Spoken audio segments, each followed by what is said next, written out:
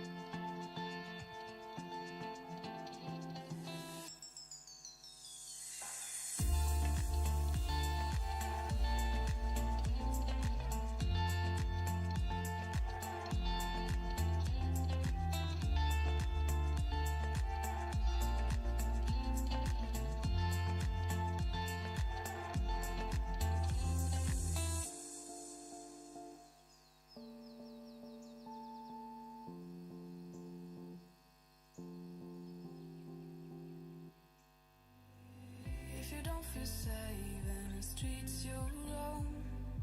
And you thought that searching has like breaking bones.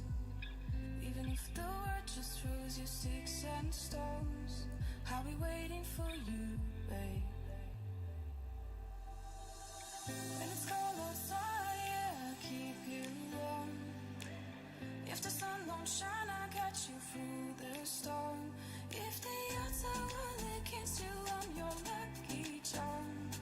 I'll be waiting for you, babe, in a place called home.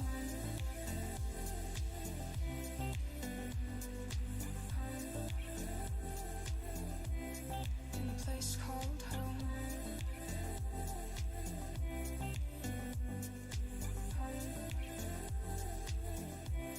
In a place called home. Saying don't you worry, boy, it's alright. Just take my hand and I will hold it tight. You can lay to rest and you can stay the night. I'll be here with you, babe, in a place called home. And it's cold outside, yeah, I'll keep you warm. If the sun don't shine, I'll catch you through the storm. If the odds are all against you, I'm your lucky charm. I'll be waiting for you, babe, in a place called home.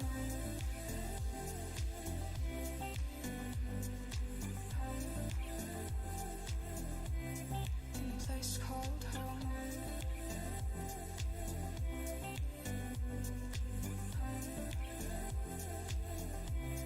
In a place called home.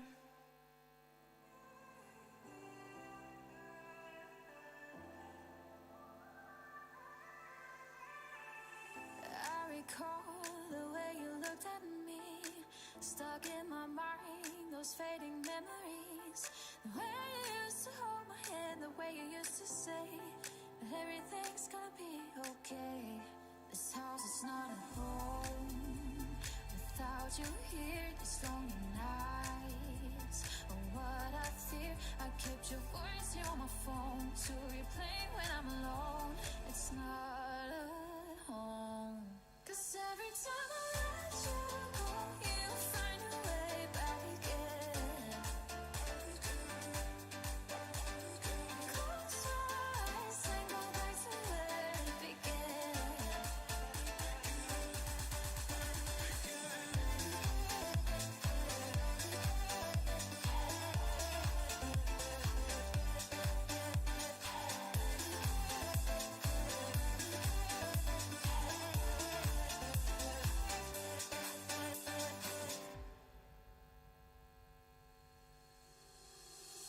Climbing walls with these two wounded knees. Try opening doors with these old broken keys. Like water in my veins, I try so hard to fight the pain. But everything's gonna be okay. This house is not a home without you here. These lonely nights are what I fear. I kept your voice here on my phone to replay when I'm alone. It's not a home. 'Cause every time I let you go, you find a way back again. Close your eyes and go back to where it began.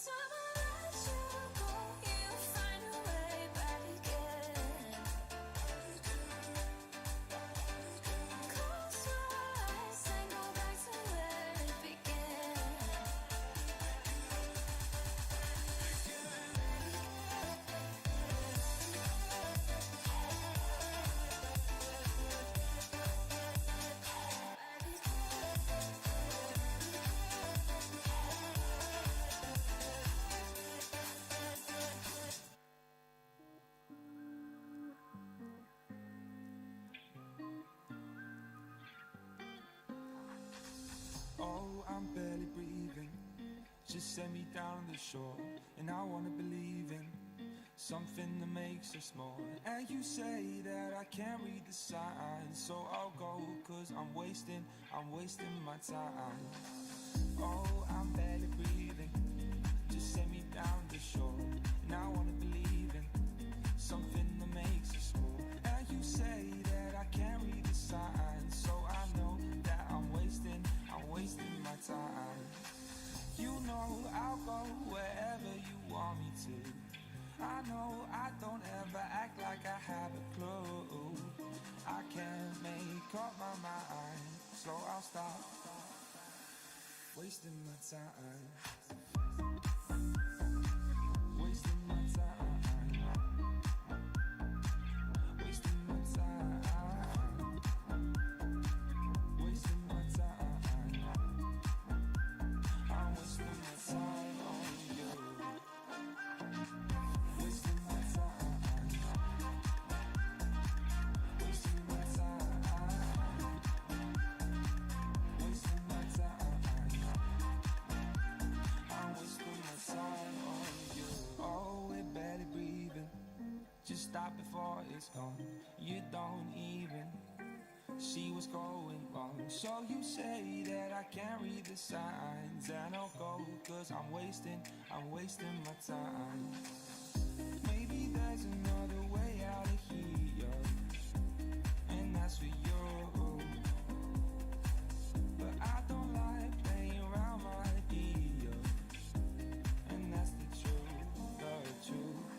Cause you know I'll go wherever you want me to. I know I don't ever act like I have a clue. I can't make up my mind, so I'll stop wasting your time. Wasting my time. Wasting my time. Wasting my time. I'm wasting my time on you. Wasting my time. Wasting my time. Wasting my time. I'm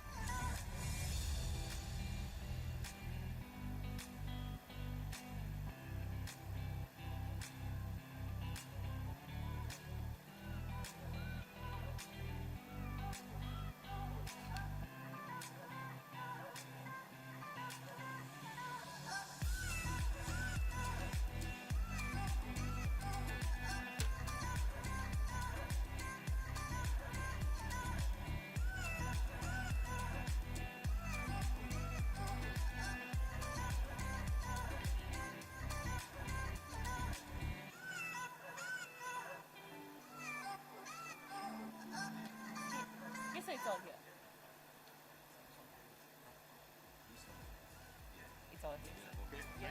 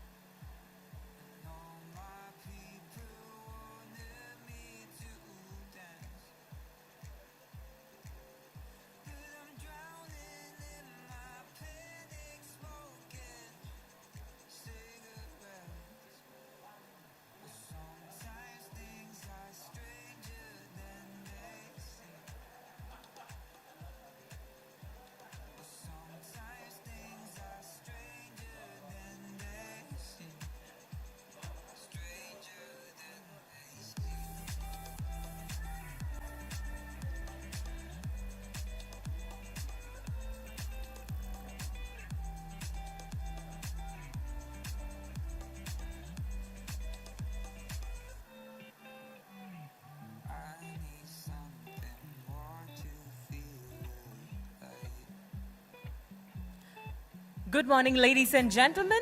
Welcome to Shiptek 2021, an international conference on marine, offshore, and oil and gas industry organized by BIS Events Management. I am Sonia Das, your host for the day. We have reached the final day of Shiptek. I hope you all have enjoyed day one and the Shiptek Awards evening. On behalf of the organizing committee and on my personal behalf, it is my privilege to extend a warm welcome to all of you present here on the second day of the Shiptek International Conference 2021. Before we start the event, I would like to assure you that as your trusted event partner, BIS Events Management has taken all necessary COVID-19 precautions and measures to keep our clients safe as per the government norms.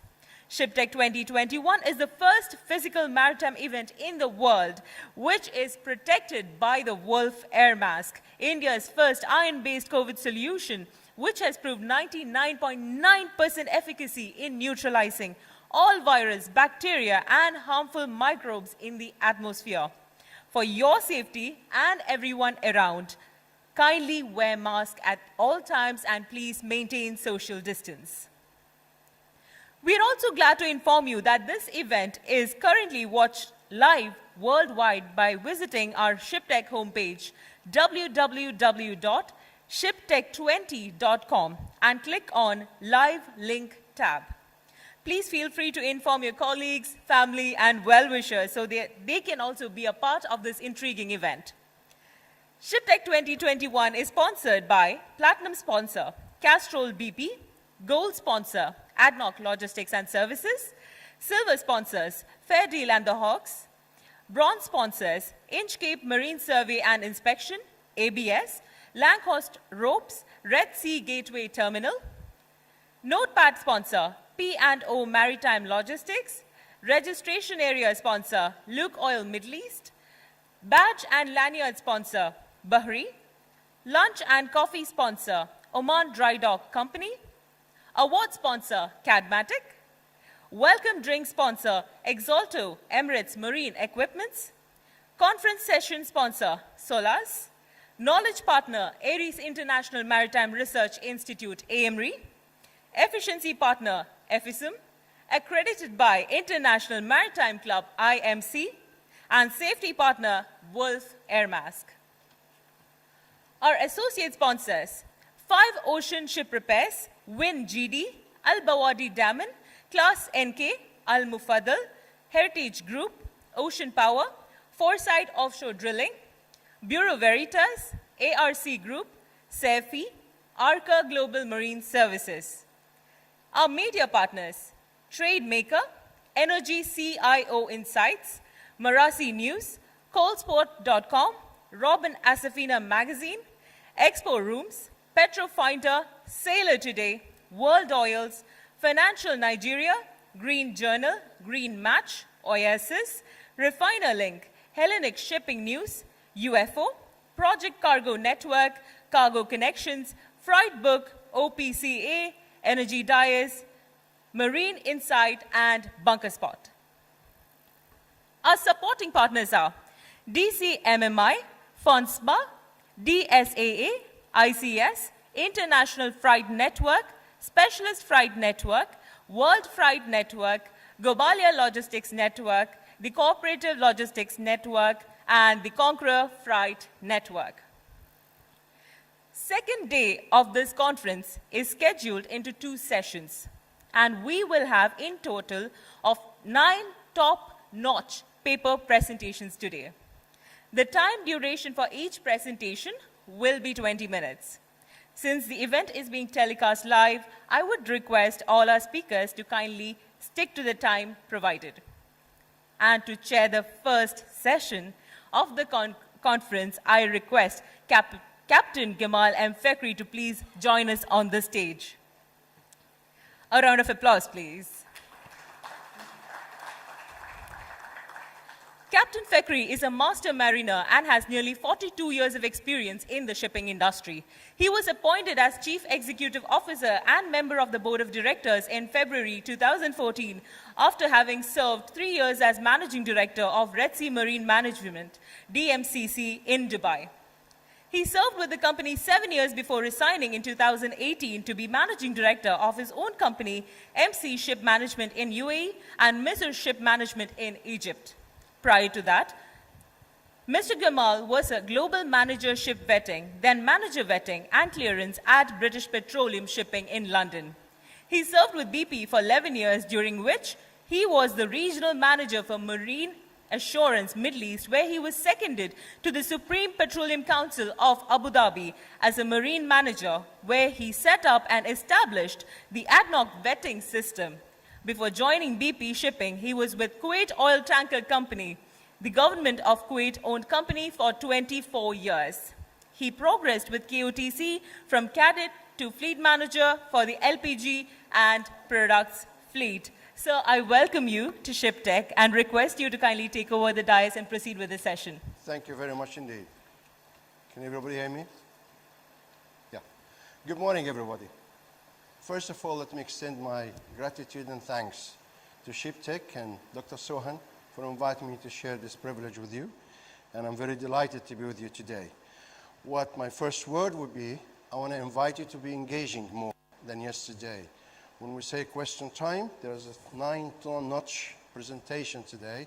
So let's pick up the brain of these people and let's challenge what they say. This is your opportunity to bring them around.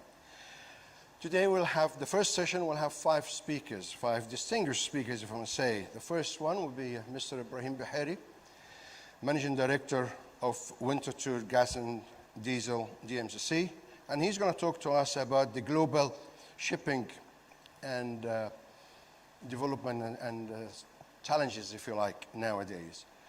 Let me first introduce Ibrahim to you. Ibrahim is a very dear friend of mine, but he's a pain. You cannot live without him, you cannot live with him. So he's such a nice person, and you can ask him anything, you can do anything with him. Ibrahim is a marine engineer by qualifications.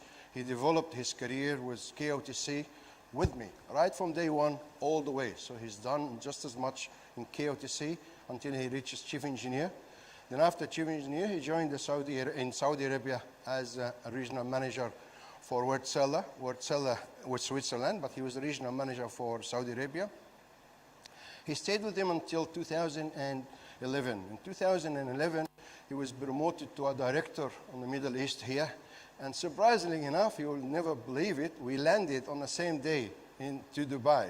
Same day, I came from BP after so many years away, and he comes from different route, and we met in 2011 in Dubai. He took his role as a regional director for Wärtsilä until Wärtsilä was acquired by CSSAI, which is the Chinese entity of the two-strokes engine, who decided to set up a two-strokes engine company here. And Ibrahim was privileged and honored to be chosen to be the managing director of this organization. And ever since, he's been developing the company and running with them. Ibrahim has done a super job in promoting the WinJD, and he continues to do so. Today he's going to share with us his views and his thoughts about the challenges to the industry. So, without further ado, please join me and welcome Ibrahim to the stage. Mr. Bahari.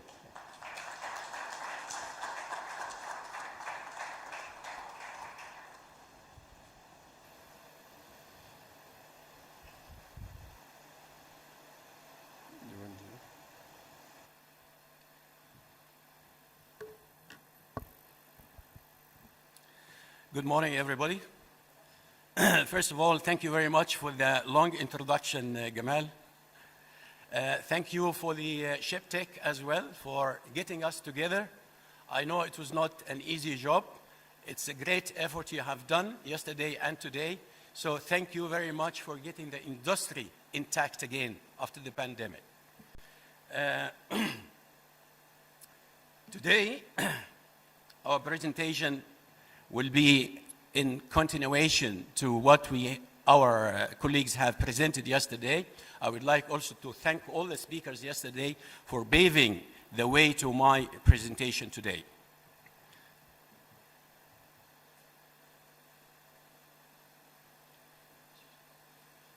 Does it work?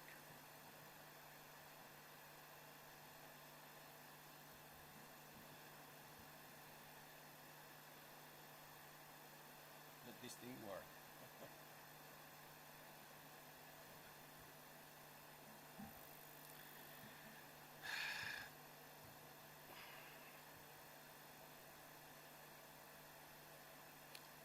Okay.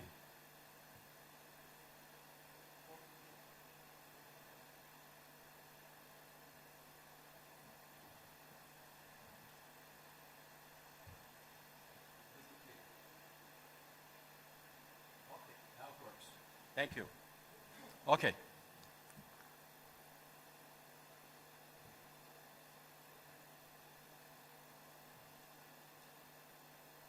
It's an issue here.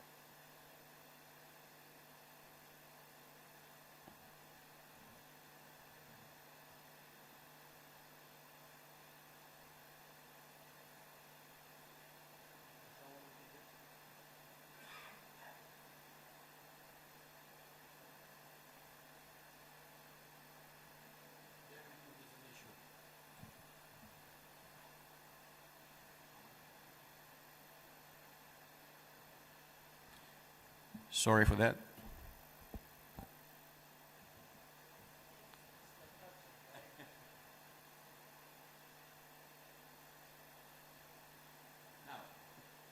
Okay. Thank Thank you very much. Okay, I will give you an overview today about WinGD, who we are. I think we have gone through some changes in respect to the name. I will also give you what are the challenges shipping is going through today. And I think some of the colleagues yesterday have also touched up on this. Then we'll talk about the alternative fuel. What are the candidate fuel that everybody is looking for? And I'll give you just a brief idea about the latest developed engine, which we call it XDF 2.0. And DF means dual fuel engine. And DF means a lot, but soon I think this DF will vanish and we'll come up with some kind of a new name, which is multi-fuel engine. And then summary. So who we are in the industry since 1834, well known as Sulzer, a Swiss-made or Swiss brand two-stroke engine. We have gone through a long journey till 1990. That Sulzer name came New Sulzer Diesel or NSD. And in 1997, Wärtsilä, the Finnish group, has acquired that two-stroke business from the Swiss Sulzer. And the brand name Sulzer disappeared, and the brand name became Wärtsilä. And 2015, the name has changed again. The two-stroke business of Wärtsilä has been acquired by the Chinese-owned group CSC, and the brand name became WinGD. So WinGD is a new name for an old company. Okay, what are the challenges we're facing today? If we look at this, the environment is the main issue for all of us. Today, as a result of burning the fossil oil, these are the kind of emissions that we're going through at the moment and really causing a lot of challenges for the shipping.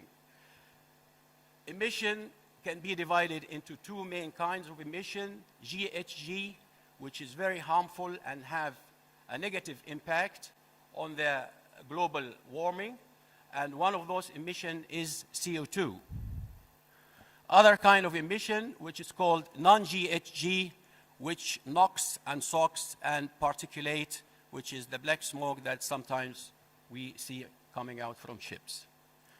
Okay, in order to get out of this dilemma and these challenges, I think it was very important and essential for us to look for a clean alternative fuel where we can save the environment and keep our environment safe and healthy, or as we call it today, green environment. On the list here, I think some of the speakers have touched up on alternative fuel, and I have to thank Chris Greenwood. I think he talked a lot about these kind of fuel, but I will touch up today also on some of them. LNG comes on the top of it. Why on the top? Although it's not yet the ideal fuel that we're looking for, but LNG today is very well established and well approved alternative fuel to be used in internal combustion engine. That's why we put it on the top of the list. We have two more candidates, which is very promising fuels, hydrogen and ammonia. And the advantages of these two fuels, they are carbon-free, and that's what we're looking for, actually. We need to reach to, this is the AMO target, 2050 is to reach to zero carbon. So hydrogen and ammonia achieve this very well.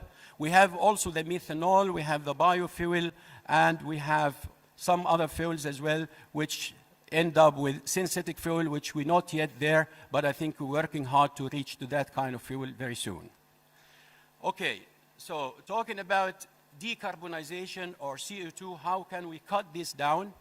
I think it's not only by rules and regulation, but there are also a lot of things that can be done from the government and authorities, which I always believe in incentivizing owner than just putting rules and regulation to get things done. Of course, it's part of it, but to incentive or give incentives to people, I think this will be more courage for them to follow and do more than what is minimum required to be done in that respect. Some of these incentives, I would say, for instance, green loans. I think Mr. Boumem has touched up yesterday that banks now are encouraged to, or not going to give any kind of loan unless for shipping, unless these ships are really complying with the new regulation and maintaining a healthy and green environment, which is a very good point to actually encourage the ship industry to follow.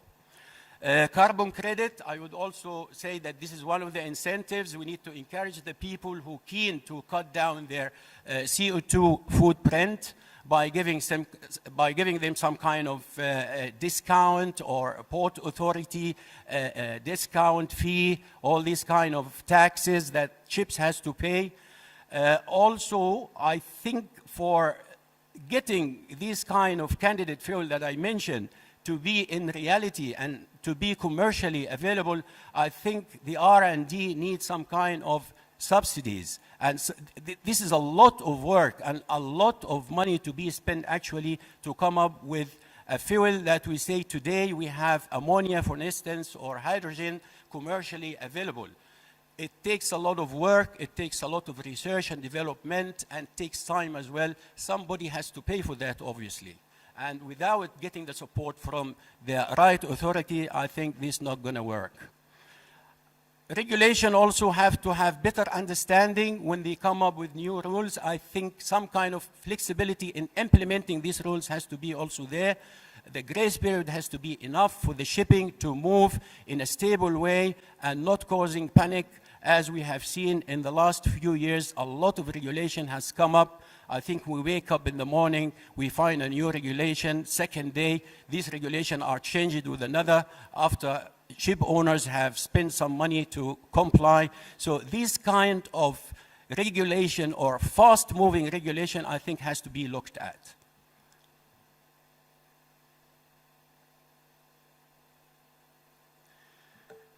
Okay, talking about getting a new fuel commercially available, it's not that easy. We have some kind of challenges, there's no doubt. Some of these challenges, I can conclude them into industry mindset. There are people among us who's not ready to change, or they go by the say, the technology, is better than the one you don't know. I think this kind of mindset has to be changed. We have to accept new technology. We have to accept solutions in order to improve our environment, in order to improve our life, not only for us, but for the generations to come. Lack of supporting infrastructure, this is also one of the challenges. I will give example for the LNG. When we talked about LNG as a clean alternative fuel a few years ago, one of the challenges we have faced was the lack of infrastructure. Today, I would say, one of the slides I will show later on, today the infrastructure for LNG is almost available all around the world. So we need to face the challenges, we need to work for it, we need to look forward for finding solution, not only to give up or to have this kind of stubborn mindset that, sorry, I don't know the technology is not yet approved or proved, so I will not go for it. Insufficient support from government, this is true. We need government to spend more subsidies in this, as we mentioned before. Lack of expertise, this can be covered by training and sending people, giving them the right awareness about any new technology that we come up with. Regulatory uncertainty, this is true. As I said, we wake up today, tomorrow, there's another rules and regulation. I think should be time enough for these kind of regulation to be implemented and people also to digest it and try to understand it before we can come up with the new things. I know that we have to move fast, but fast itself can cause a lot of panic and can cause a lot of drawbacks that we would like to avoid. Commercial risk, yes, there is commercial, any kind of new fuel we come up with, it has to have some kind of a cost. And at the beginning, these kind of fuel will cost maybe more money than the one we used to. That has to be also accepted. And as we go along and the demand increase, I think the prices also will stabilize to some acceptable level. Okay, how can we cut our CO2 down? If we look at this graph there, we need to move from the right section on the front of me here, which is plus. We need to move towards the sweet spot. I don't know if you can see it there. Yes, you can see it there. Okay? So as long as we are in the fossil fuel side, we're not going to do anything to reduce our CO2. And this is one of the most important things, and AMO today is focusing on getting this down, and one of the targets by 2050, we need to cut the footprint at least by 50%. So where we are today, if we move to the other side where you can see the CO2 reduction is coming to the minus, we are at the LNG. More than that, I think the industry is still working in this area, which contributing to the CO2 reduction by almost minus 20%. I think our target, as I said, if we can reach to 100%, minus 100%, will be great. But that's not easy, and it's not going to happen overnight. We need time, we need patience, a lot of work from research and development, from all the industry to reach to that. And to reach to the minimum CO2 footprint today, the only way is to go towards renewable energy. And that's also not easy to achieve. And commercially, it's also a big question whether this will be commercially sufficient to supply shipping with fuel. It remains a question, but we have time ahead of us to reach there. What's the emission today and how shipping is contributing into the emission today? NOx is 15%, SOx is 13%, GHG, which is the most serious emission, as I said, because this has a global effect when it comes to the global warming, is 2.8. And 2.8%, in my opinion, is not really that significant, but shipping is still getting the most blame and the most stress to reduce down the GHG. I think GHG, if we look at other industry, such as cement, for instance, I think they're contributing with a huge number than what the shipping is doing, 2.8. Because to get the cement from the limestone, there are a lot of CO2. By breaking the limestone, I think there are a lot of CO2 emitted, which something has to be done about it. I believe today there are what we call it a project going on, which I am personally involved in it, which carbon capture. And nobody has thought about this. We talk about reducing CO2, but how are we going to capture this CO2 and where are we going to store it? This is also another question. And this kind of project has to be government-driven. It's political-driven projects because it's not profitable at all. But someone has to pay, someone has to invest in collecting this kind of CO2 from the industry and store it somewhere under the seabed in a safe place.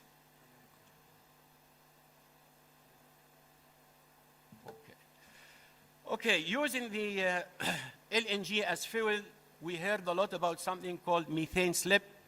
Methane slip, yes, it's a hazard to the environment. What is a methane slip? Is the unburned LNG, which leaving the internal combustion engine. And we are doing a lot to reduce this kind of methane slip in our engine, as I mentioned before. And maybe one of the slides, I will tell you what we have done recently. Yeah, but it's actually worth to mention here, when we talk about methane slip, if we see the amount of methane slip from all the LNG powered ships today compared to what the livestock in New Zealand, for instance, emitting into the atmosphere, I think we're almost equal. So the marine is not really that much active or that much contributing into methane slip to the atmosphere.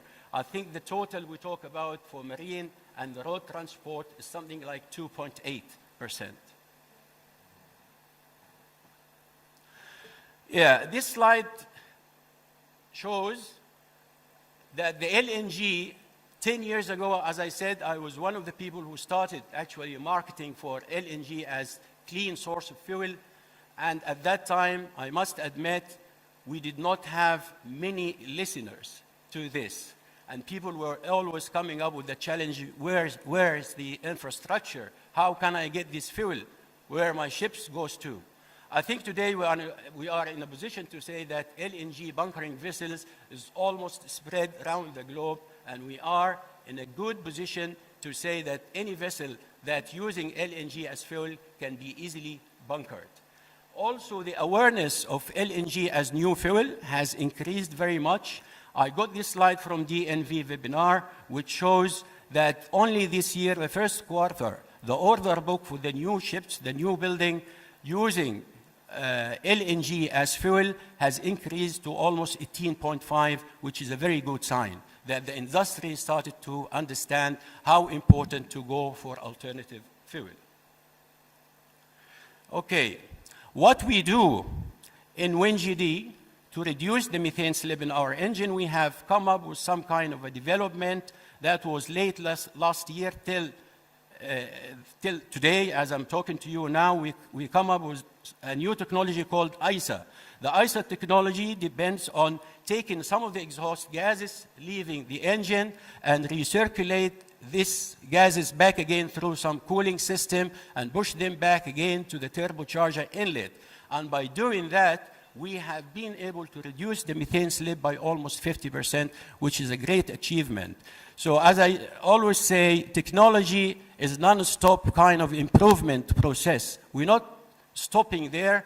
As soon as we have achieved a successful experiment on using ISA on gas mode, we have also developed the same device to be used even when we're using diesel to reduce the NOx. So by applying ISA today in our engines, you don't have to use after exhaust treatment like SCR, for instance, and also we have been able to reduce the methane slip by almost 50%. These are the benefits of using the ISA: less in fuel consumption and less in methane slip. I have been talking to a lot of our colleagues in the industry, and then they were discussing, what kind of engine is it, the dual fuel engine? Is it a complicated engine? Is it a sophisticated engine? How can I make sure that my guys are going to operate this engine without much training, without much experience?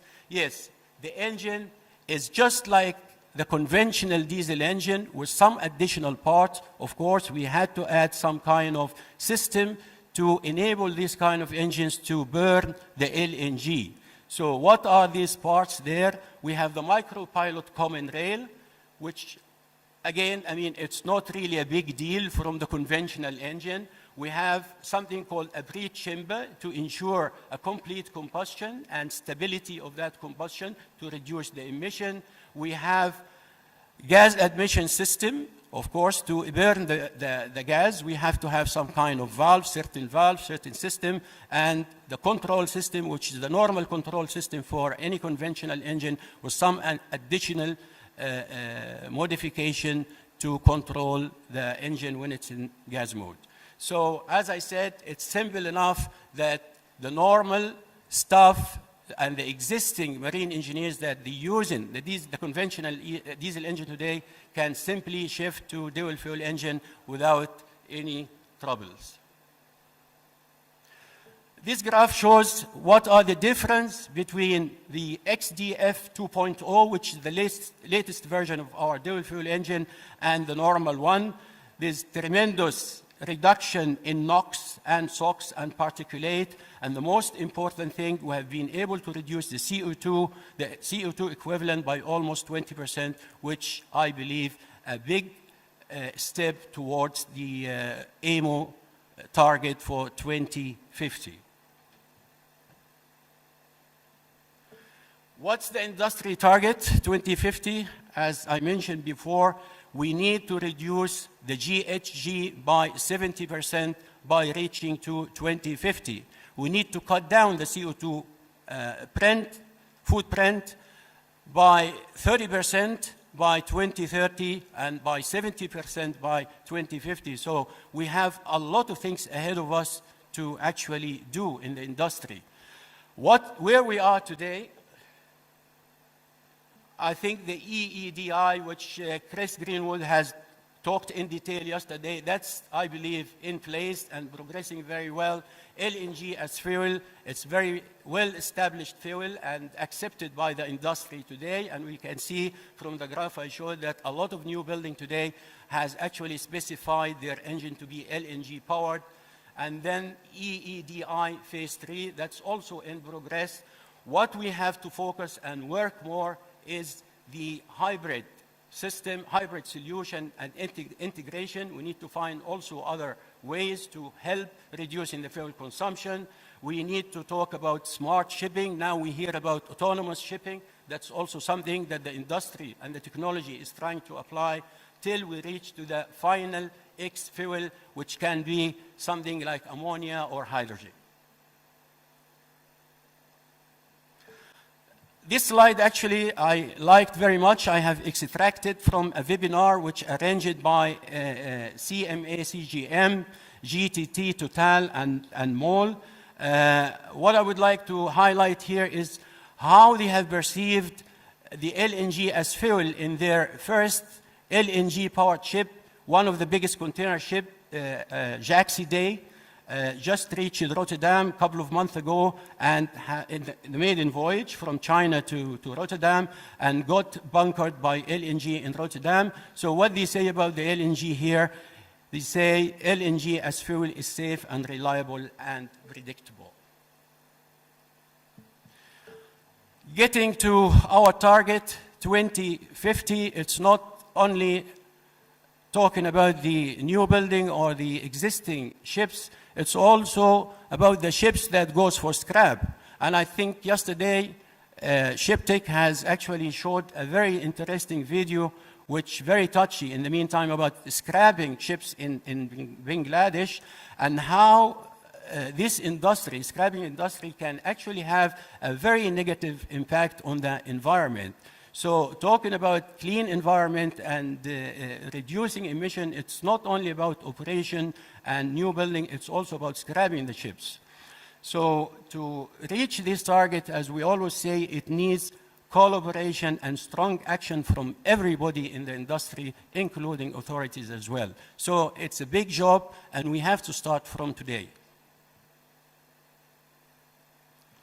To summarize what I have said now, I think very soon you will hear about multi-fuel engine rather than dual fuel engine with this candidate fuel that I mentioned today. The awareness increase in LNG has led to having more LNG new build coming up to the industry, which is a very good sign. With this, I come to the end of my presentation. I hope I did not. Thank you. Thank you very much, Ibrahim. Excellent and informative. Now, we'll take the questions at the end because we want to see how much time we have. Remember to note down your questions. There's a lot of challenges here, and I'm sure a lot of you want to answer. Our next distinguished speaker is Mr. Mohammed Dawood. Engineer Mohammed Dawood is a naval architect by qualifications. He has 12 years experience in actually one of the biggest rope manufacturers of the world, if you like. And in addition to that, he was also qualified from the Pennsylvania University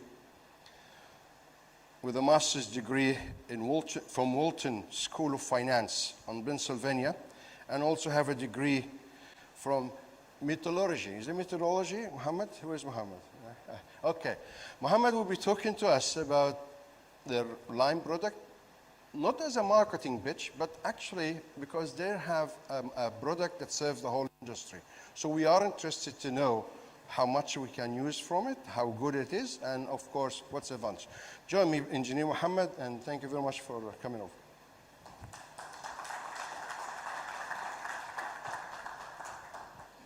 The control is there. Thank you. Yes. Assalamu alaikum. Good morning, ladies and gentlemen. Before I start my presentation today, I would like to thank all the speakers before me, from Chris, Vivek, and Chris as well, and also Mr. Ibrahim, about highlighting many important topics in the industry, same as sustainability, and also Thomas yesterday, Captain Thomas, he spoke about digitalization. Today, as a rope manufacturer, we will see how Lancors contribute in the industry and how we are achieving what we are talking about. In our journey today, we'll speak about three main topics. The first one is the rope market and how Lankhorst is contributing to that as a market leader. The second one is mainly for the wet cargo segment about the OCIMF MIG 4 regulation guideline. And for your kind of information, this will be applied for the bulk in the beginning of 2024. The third one is the future view, how Lankhorst seeing the future and how we are and what we are doing in our R&D department for the industry changes. Who we are. If we speak about Lankhorst, Lankhorst is the leading rope manufacturer globally for both synthetic and rope. We are speaking here about history for more than 200 years. And I think it is very difficult for any company to stay in the top for 200 years. And I think for us, we did a lot of effort for that. One of them, we are totally renewing the company every 25, 30 years to stay in the top of the industry and also to respond to the market changes, challenges, customer need as well. We have a worldwide presence through our sales offices all over the globe and our stock point. And I think this is very important because for a ship owner, ship managers, ports, you need to be very close to them. You need to listen to your customer to know what he needs in order to respond accordingly. And also stock points, we have the stock point in major port that will enable our customer to take the ropes and tails and what they need with the uniformity. So same quality, he will have the product in all the major ports.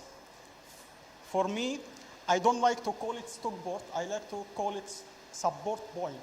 Because really what we are doing, it is not only stocking the rope, but we have a qualified team for training, inspection, emergency splicing, and we are serving 24/7.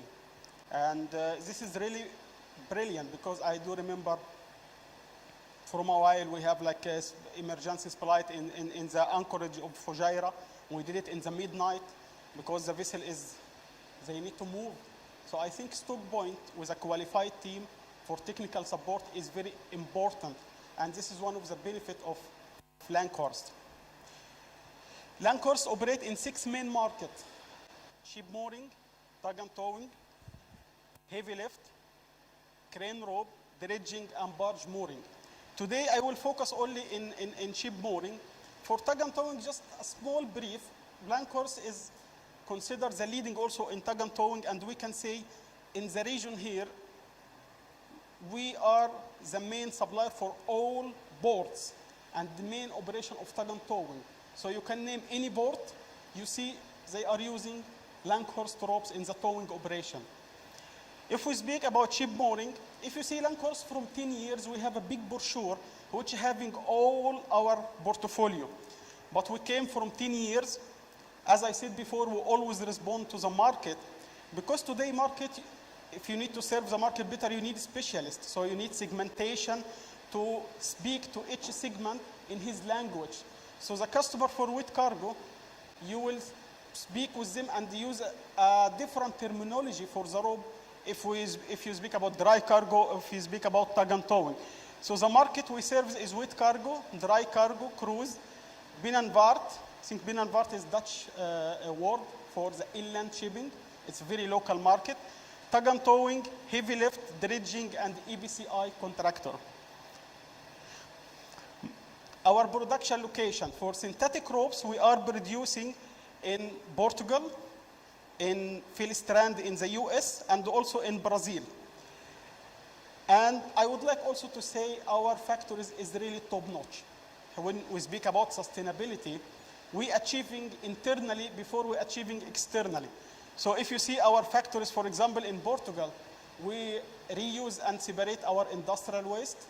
We are having a treatment unit to treat our cooling water, to reuse it again, a part of our production from biodegradable fiber. And also, we are using solar energy for a part of production. not only synthetic, but also we are the major producer for steel rope. We are produced in Europe, and that's why I focus it today, because this is mainly for the maritime sector, but for oil and gas, we have other factories in the US, in South America. For producing special steel rope only in Europe, I think this is giving a constant quality for our customer, because you may have a good rope, you may have a bad rope. So it is, nobody knows. So you need to know from where this ropes is coming originally.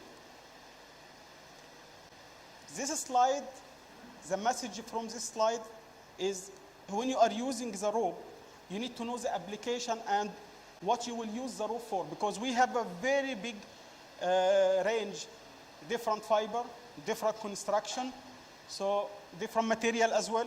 So we need from our customer to tell us more about what they need the rope for, so I can give him the suitable rope for his application. Same as synthetic, we are also the main producer and supplier for steel rope. If we speak about mooring 6x36, I can assume we are the only one company that having the MIG 4 certificate. I will come to it later, attested by DNV for 6x36. I think in the market, I never see it until now for any other producer. Also, we are producing the non-rotating rope for the crane wires. And we have our brands for hoisting and luffing wire, perfect, serving for more than 30 years for the hoisting and luffing wire. Second part of my presentation is OCIMF MIG 4, the fourth edition. The fourth edition came, I think, mid of 2018. Lancors actually was part of the committee who established MIG 4. MIG 4 came with a lot of things for both manufacturer and owner and operator. So from the part of manufacturer, you need to do a lot of test program in order to get your product aligned with the MIG 4. And also from the operator side, you need to start to convert from MIG 3 to MIG 4. So it is both responsibility. And immediately, we start our testing program. Just a brief about MIG 4, it came with a different terminology. Like, for example, I will give example. Before, there is no ship design MBL. When you are procuring rope under MIG 3, there is no ship design MBL is known. But now it came that ship design MBL is the main reference that we are quoting or giving you the support based on it. And our rope need to reflect this one in our rope certificate. Like, for example, if you have a vessel tanker, ship design MBL is 100 ton, for example. When you come to me to take a rope, you need the rope between 100 and 105. So in this range, above or down is not acceptable. You will have observation immediately from the inspector. Same also for the tail, is coming with a new terminology, TDBF. TDBF also is like a terminology for tail design braking force, is 125 to 130 from the ship design MBL. So as you see, it is everything is linked to ship design MBL, which you can have it from the design phase with the shipyard, or from the design office that you are designing your ship based on it, or after that, you can have it from a calculation to be attested by any class. And also we can assist you on that. If you give us some information about your winch, we can also, for the old tankers, we can also give you some advices how you can calculate your ship design MBL. Also some important notes for MIG 4, there is no expiration time for the tails. Before in MIG 3, every 18 months you mandatory to change your tail. But now in MIG 4, you don't need to do that. You need to pass some retirement criteria and see if 18 months is applicable, or you can make 22. And this is based on your operation, because if I make 24/7 mooring operation is different about if I moored a few times per year. So this is also, I think, this is a big benefit for the operator who didn't make mooring always. So they can extend the 18 months to 24, 25. And this is, we are advising them by doing retirement criteria or residual strengths, which I will show later on. Also to decide the retirement limit for your rope or tail, when you do a residual strength, you need to check your rope, and if it is above or lower than 75% from the ship design MBL. So if you have, for example, same as we said, 100 ton as ship design MBL, so 75 is your limit. Above is okay, down you need to change your rope. Interesting part, testing. MIG-4 came with a lot of tests needed from the manufacturer to achieve in order to say this rope is comply with MIG-4. It is expensive. I can't deny that, but you need to pass it in order to be comply with the MIG-4. And also the important part, it needs to be attested by third party, like DNV, ABS, BV, any of the third party. You need always to see the attestation on it. After MIG-4 in the market, we start to catch some, non-compliance cases. Because I do believe you have 3 cases for the manufacturer after MIG-4. You have one to be fully comply. Number 2, you have one is partial comply, so is partial. He didn't do all the tests, he did partial. Second one, he is not complying at all. How we catch that? After a few months of MIG-4, we start to see in the type approval certificate, some manufacturers, they did test part from MIG-4 test. Like if the MIG-4 say you need 17,000 cycle for angle endurance, for example, he did 1,700. So he did 1/10 from the required. Axial compression fatigue, if you need 10,000 cycle, he did 1,000. And he takes the certificate, then he supply it to you. And actually, this is not easy to discover in the first stage, because if I come to you, I say I'm MIG-4, and this is a certificate, so you can say, okay, I will take it. Because he will not give you the type approval, he will give you the certificate with the coil 3.1 certificate, which this thing is not shown. We catch this point, and I do remember when I did discuss this one with the Shell management team in London, they told Muhammad, look, Lancors shall carry the responsibility, because you are market leader, you need to tell all your customer about that, because this will be damaging the whole industry, because I give you a rope, which I am saying to you that it is achieving 1/10 from what you need. It was a disaster, and we did a lot of clarification to our customers through technical conference, meeting all over the world, and we can see that some of the people who are not complying totally, they start to change and to call the class again, say, okay, come, we need to find a solution to correct our certificate. The third one, and this is the worst one, no test at all.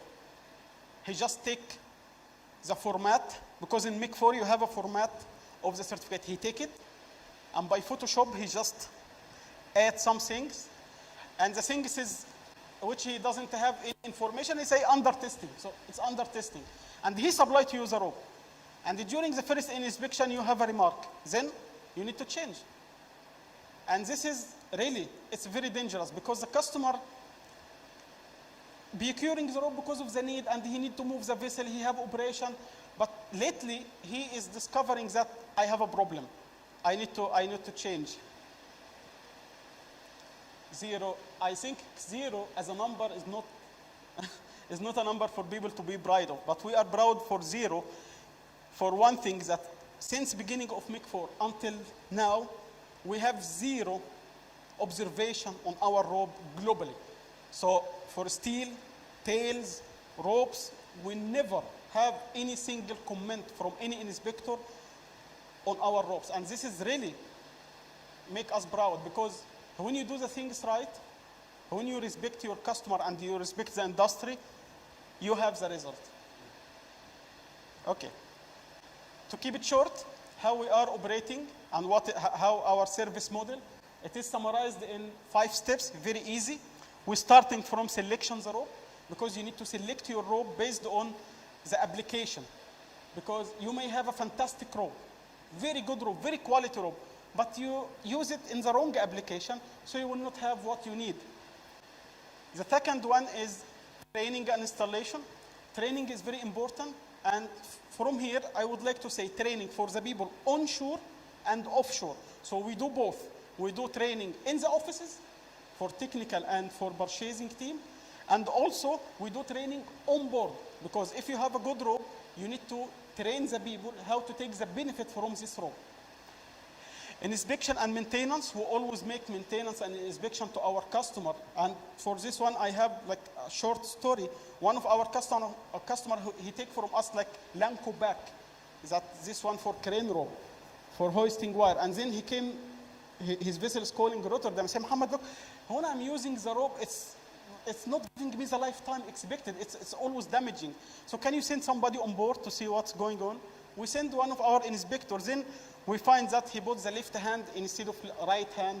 And so that is also confirming that you can have a very brilliant rope, but if you install it or use it wrong, you will not have the benefit for that.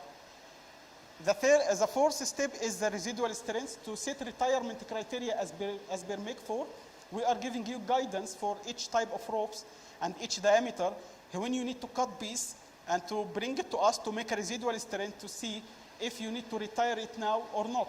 And I have like one of the customer here in the region, he is having like one of his rope after 10 years and he need to change. I say to him, wait a minute, let us make test. And after that, when we did the test, we find that he can use it for another 2-3 years again, because it is above 75%. Recycling program, we wish to do it for all our range, but we are trying very hard. This is a tip to rope used by our customers here. We are having it as a deck sheets after recycling it in Rotterdam through one of our customers. So in a brief, Lankhorst can give you the full support from the selection of the rope and also global availability, then the service model. Last thing in my slide, R&D, how Lankhorst contribute in the future view for the rope, how we are seeing the future. It's only concentrate in 3 things: how to make it safe and easy for the crew on board, sustainability. I see a lot of people speak about sustainability, but for us, we are speaking and achieving, and digitalization. The first thing is bio-based Dyneema. Lankhorst ropes is considered the first high-performance rope maker to produce and supply. Not only produce, but we supply to a lot of customers in the region a rope made of bio-based Dyneema, for which will have like less CO2 emission, and it is supplied with ISCC certificate, International Sustainability Carbon Certification. This is very interesting slide. You can see if you have 100 meter from 44 mm rope, if you produce it in nylon, you will have approximately 3,000 as the CO2 emission for that. But if you produce it from the bio-based HMBE ropes, you have 250 only. So you can see the big difference. But let me ask you, how many of you is believing about sustainability? Can just raise your hand? I see like majority of us. So what I would like to see is that the rope in stock, and we already have it in the market proven with a certificate. So I think we need to start to help each other to use it. Circularity team, Lankhorst with the DSM Dyneema and another 15 partners. We are working very hard to close the loop for using, and after retired, we make reuse for the HMBE ropes and put it in service again. I wish I can give a lot of information for that, but we are working very hard on that, and we are wish to come to the market with some updates soon. A second one, I'm sorry for extending, but just a second one, LanConnect for target towing. This is also to ensure my statement for we are working very hard for safe and easy. One of our customers, he always complaining about the cow hitch between the main line and the stretcher. And after some time, he can't take it out. And also the people on the tug sometimes suffering from that. So we come with a solution to the market. It's a soft shackle from Dyneema for LanConnect. And when we put it in service, I can say immediately. Fujairah port, Abu Dhabi, all the ports here in UAE are using it immediately because it's easy, 1 minute in and out. So when you are putting it, it's very easy to link the stretcher and the main line together. Barge mooring for the EBCI contractor. Also, they have some challenges. We respond to it very fast. They need sometimes in the evening to have like fluorescent yarn to give a little light in the evening. We did this solution for them. And when the two barges coming together, sometimes the barge, when it is come to moor with the other barge, it damages the rope if you transfer something from both barges. We came with a solution, it's called Lanco Bull, with a basalt core inside. So I just would like to clarify to you how beauty is it. We can manage the specific gravity of the rope. So if you need the rope like semi-floating, floating, non-floating, we can make it on the long length. So this is really a very engineered product. Last one, digitalization. I think this is the future. Intelligent rope. I think if somebody from 10 years or 5 years, like assuming that captain is sitting in this room and he is holding his mobile to see his vessel in Brazil for STS operation, I think nobody can believe. But can be achieved by Lankhorst. You have a sensor rope, you have a sensor in the rope, which can assist you in the mooring, towing, STS operation as shown here. And the sensor will be like the pin, like this one. You will insert in the rope, 5 minutes, and you can shift from vessel to vessel. So if you are using it in this vessel and you need to shift the sensors from this vessel to another vessel, you can make it. It's very easy. As you see, green, yellow, red, it's giving you reading of how is the ambient temperature as well of the rope in use and how many ropes in operation and what is the strength on the rope. And needless to say, this one is according to the maritime law and the RTTE, Radio and Telecommunication Terminal Equipment Guideline. It's very easy one. It's very high-tech. I do believe this will be a revolution in the market, and I thank a lot of our partners and customers here. They already show a lot of interest, and we are preparing with them for like a prototype or some trials in order to take it in service, because it's very cost effective. There's no need to invest a lot of that. It's very easy. The sensor transmits the data to MCU, Master Control Unit. Master Control Unit link it to a cloud platform. And we have the application for Windows, Android, and iPhone, so you can watch your operation easily. Last one for our seafarers. This is the last one. And I will thank you after that. Our seafarer is very important. It's very important to us.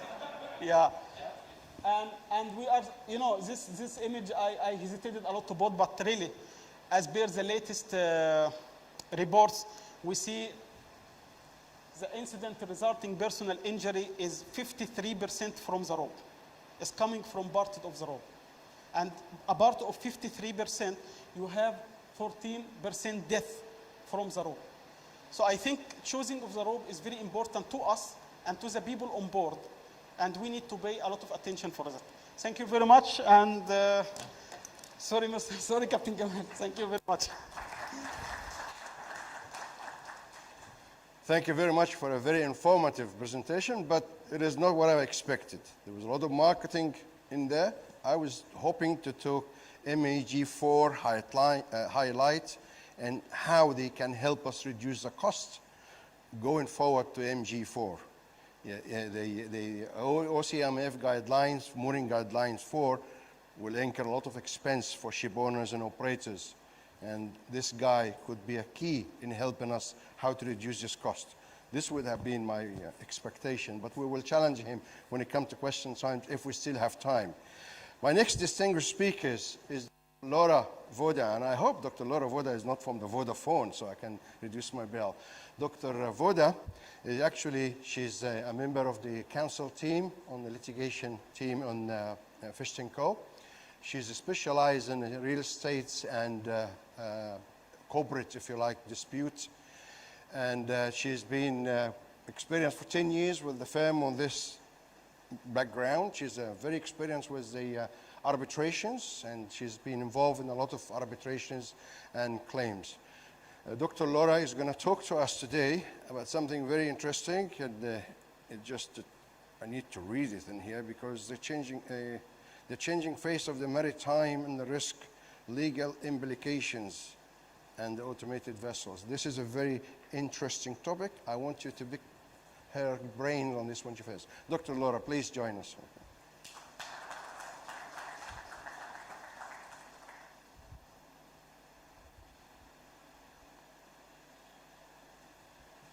Hi. We're going to try to stick to time this time because everybody's picking on me Do for I use being this lean. one? Just do arrows, right? Okay. Good morning, everybody. It's our pleasure to be here. It's our pleasure to be invited. As you probably know, I come from a law firm that has an unprecedented tradition in shipping in the UAE and in the region. And it is our pleasure, and we are delighted to bring to your attention today a topic which is of high actuality, but it is challengeable and it's not final from a legal standpoint. You are probably aware of the new discussions related to disruptive technologies, big data, regulation, compliance, as much as we can talk about compliance at this time. Therefore, the topic of our discussion today relates to autonomous ships. So, moving forward, okay, we would need to understand what is artificial intelligence and how does it apply to the shipping industry. Of course, the most exotic topic of this is the autonomous ship, which is a ship that can operate independently of human interaction. Some certain level of digitalization is still applied in the industry. As my predecessor speaker rightly said, we use a lot of sensors. Yeah, there is a cloud structure that we use, less back office. Still, yeah, the data is being processed, collected. It is software processed or not software processed. So all these developments lead us to cognitive learning and to the situation where the machine can actually undertake, let's say, tasks and jobs purely independent of human interaction. Of course, we've heard discussions about sustainability. When we discuss about automation in shipping, there will be probably a lot of job cuts. There's going to be probably a lot of employment turnover. However, this is a reality, so software is actually taking over of what we are doing as humans. But from this perspective onwards, yeah, the regulation is still in an incipient phase. Developments are there. We have a lot of pilot projects that we have highlighted in here with the title of example. So just to highlight a few. In Singapore, we know that there are developments in pilot projects of this type. Qingdao is actually a shipyard in China that is actually in the realm of producing the first autonomous container ship. Farther on, Norway is also having developments in the field. But I would like to definitely highlight developments that are happening here in the market.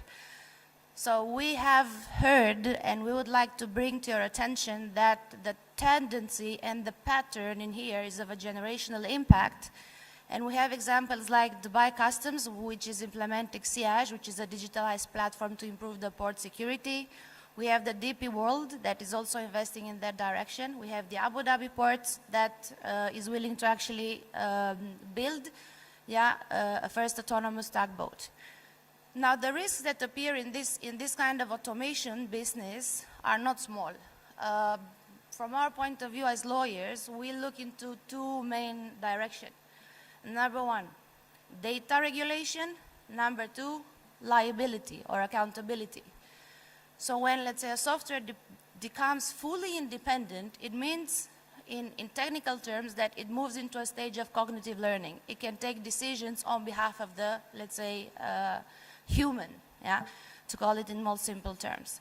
Now, when it comes to the legal matters associated with that, we know that in the most systems of law in the world, the terminology of a person is associated with that person's possibility, accountability, intention, free consent. When it comes to robotics or automated learning, yeah, these things are not there. Therefore, the regulation needs to be changed. Farther on, we have already very good examples of what is happening, let's say, with data processed via software in, let's say, areas that do not belong to any national jurisdiction, and I'll give you for this example the outer space. You are using GPS, internet, data, telecommunication. Data is being processed through a cloud or through terminals, doesn't matter how. However, there's always a data owner in that particular respect. When it comes to shipping, the situation is a little bit different, because if we look into the International Maritime Organization classification of autonomous ships, when a ship is fully independent and running in high seas, would be probably very difficult to assess who is the real owner of the data processed there too. Further on, there are few regulatory initiatives in that direction, but as of now, nothing has come to the level of binding agreements, codified legislation, most of them appearing in the area of sets of initiatives, recommendations, and in general what us lawyers call as soft law. So in the binding sphere, we have little to refer to in that direction. Of course, we have highlighted here a few examples. In the European Union, we have the NIS directive, which indeed implies certain liabilities for, let's say, stakeholders, ship owners that do not comply to cybersecurity matters on board of ships. However, this is very little related to automation, but more to the data protection regulation. Now, when it comes to, for instance, liability, things definitely become more and more complicated. So in the view of the International Maritime Organization, the autonomous surface ship means a ship which to a varying degree can operate fully independently of human interaction. Of course, these ships have different levels of autonomy. So as we know, at the level of the IMO, we can encounter at this stage 4 levels of classification. The highest autonomy is provided to level 4, which means that no human interaction of ships, which means that the software, the robot, can actually take decisions or decide or, let's say, move the ship independently of any human interaction. These projects, as said in the beginning, are already in the market. They are being used. We are highlighting again a couple of examples, so everybody is aware of those. We find them quite interesting. However, we would need, or for us as lawyers, it would be important to assess the contractual part of it, the insurance part of it. As of now, we have met in the industry only insurance products that cover cyber attacks, but not liability matters. And then further on, towards the end of this presentation, we are going to look a bit into compliance and into the interference of these new disruptive technologies with the existing international framework of international treaties. We mean UNCLOS 3, Montego Bay Convention, etc. So when it comes to such pilot projects, we have highlighted here a couple of examples. I would say that the Norwegian Barkland that was due to become effective has ceased operations as of now due to COVID-19. However, it is expected to come back soon. A Finnish ferry operator at the end of 2018 has managed to venture with Rolls-Royce and managed to do the first autonomous ferry, Falco, which is a great development. As said in the beginning of our presentation, the Chinese counterparts have managed to create a fully autonomous container ship, which is due to become operational now in June 2021. A series of NGOs, not that they raise capital in that direction, but they've managed to create an autonomous ship that is collecting from the high seas environmental data. And last but not least, probably the most advanced initiative in this direction belongs to the Netherlands, where they managed to create a fully automated terminal, which is now fully in place. Now, if we look into the plethora of international law that surrounds the maritime law and the law of the sea, yeah, we have highlighted here a few examples. We have the International Convention on the Law of the Sea, Montego Bay, Jamaica. And then we have the SOLAS Convention, and obviously we have the regulations related to collisions at sea, the Hague Rules, etc. As we can see in most of these conventions, the master needs to be present on board. Therefore, what comes across when the master is not present on board and the ship is fully automated? Of course, there are a few other initiatives and codes of conduct issued by, let's say, the International Maritime Chamber, etc. But then again, they all remain at the level of soft law. And therefore, the question remains, okay, in an autonomous ship, who is going to take the liability? Yeah? Is this the charter? Is it the captain? Is it the programmer? What we are trying to highlight with these findings is the fact that when a software is processing operations on behalf of a human, the coding of the software needs to be perceived as ethical, as lawful, yeah? As, let's say, balanced in order to the societal rules that we have now in place. Some of these rules are already codified in the legislations, in international conventions, in the ratification documents in each and every jurisdiction. However, this disruptive technology implies that, from a legal perspective, the full, let's say, spectrum of liabilities is changing. Why? We can have, in this situation, mostly a liability of negligence. However, the software cannot be held liable, it not being able to do a declaration of intent under any legal system in the world at this time.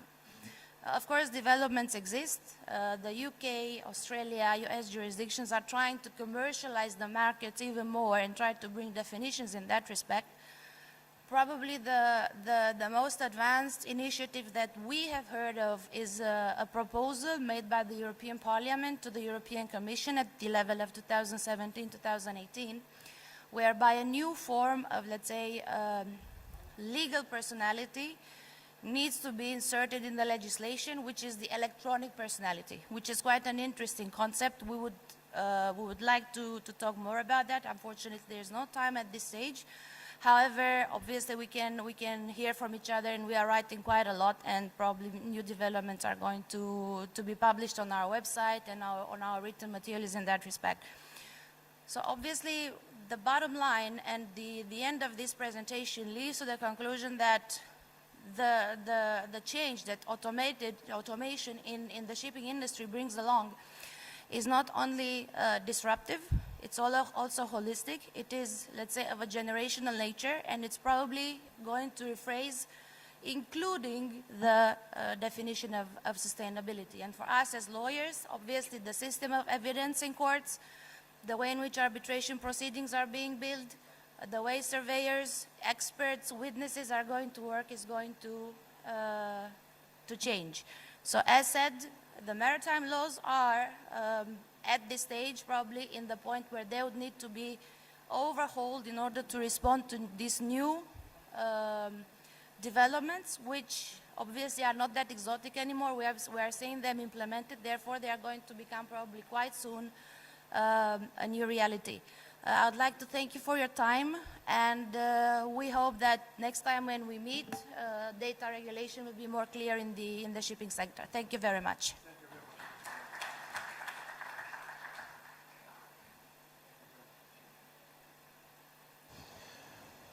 Our next distinguished speaker is also a close friend, long close friend. Mr. William Moker is the director for Bawardi Daman, and I've known William for a long time. And he's going to talk to us about building on the UAE for the global industry. Just to give you a brief about William, because he's just have an interesting career. Mr. William is currently heading the sales and the marketing of Daman Shipyard in Sharjah, UAE. He's been with 25 years experience on that field in the marine industry. He started with 10 years as a marine engineer in Holland. Then he moved into Lloyd's in 2008, and he spent 6 years in the Middle East heading the sales and marketing team in the Middle East for Lloyd's. Then in 2014, he moved into Daman Shipyard, and he's been with them since. And he's going to talk to us about building a new UAE. Where's he gone? Oh, he's there. You see there. Please welcome Mr. William. Come in. I'm here. Yeah, I'm here. Can't see you. Yes. Well, good morning, everyone. I would also like to thank Shiptek for organizing this. I think it's fantastic that we've had a great 2 days seeing everybody again, and it was quite a jolly atmosphere when we all arrived yesterday for the first time in a long, long time for a conference. So thank you for organizing this and being patient with all the regulations. I want to talk to you today about building ships in the UAE for global customers. Behind me, you can see our shipyard. You see a variety of new building projects laying on the quayside. How does this work? Yes. As most of you know, we are a joint venture between Damen Shipyard and Al Bawardi. We operate 4 business lines: ship repair, afloat repairs, diving services and new building. And today I want to talk to you mostly about the new buildings. So just quickly in numbers, we build around 10 or between 10 and 15 Damen and non-Damen new buildings a year. We do around 200 dockings. We're also uniquely positioned within the Damen Group because we have access to the latest technology and innovation, which I can show you a little bit later. We have around 1,200 people on the payroll. We do 90% of the work with our own staff, which really helped us in 2020 because we did not need many support. We just needed equipment and components. So that was a lifesaver in 2020 during the Corona crisis. You can also see here that most of our customers are international ship owners, of course also the locals, but also the NATO navies, UAE Navy and security forces. Today I want to talk to you about new building international customers. So if you see what we're building today, of course you can see in the right bottom corner you see the traditional Damen tugboat. It's the standard product, we build them in series. But now also in Sharjah we're building this massive 100-meter ro-ro carrier for a Nigerian Navy.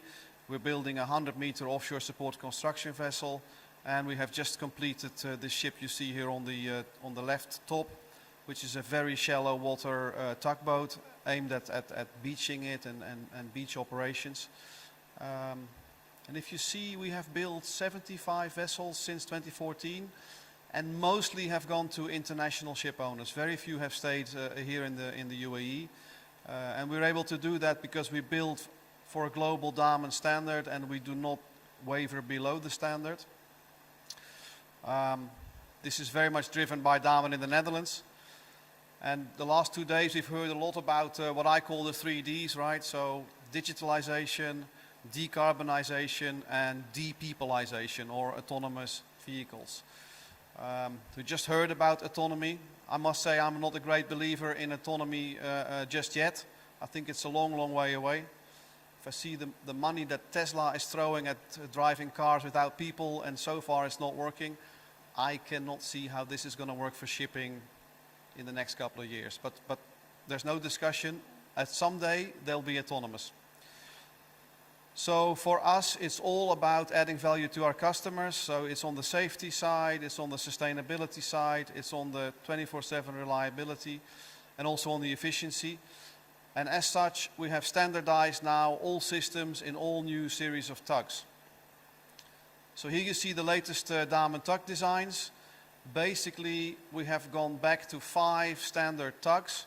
And of course, we will build any tug that the customer wants, but the stuff we keep in stock is basically this.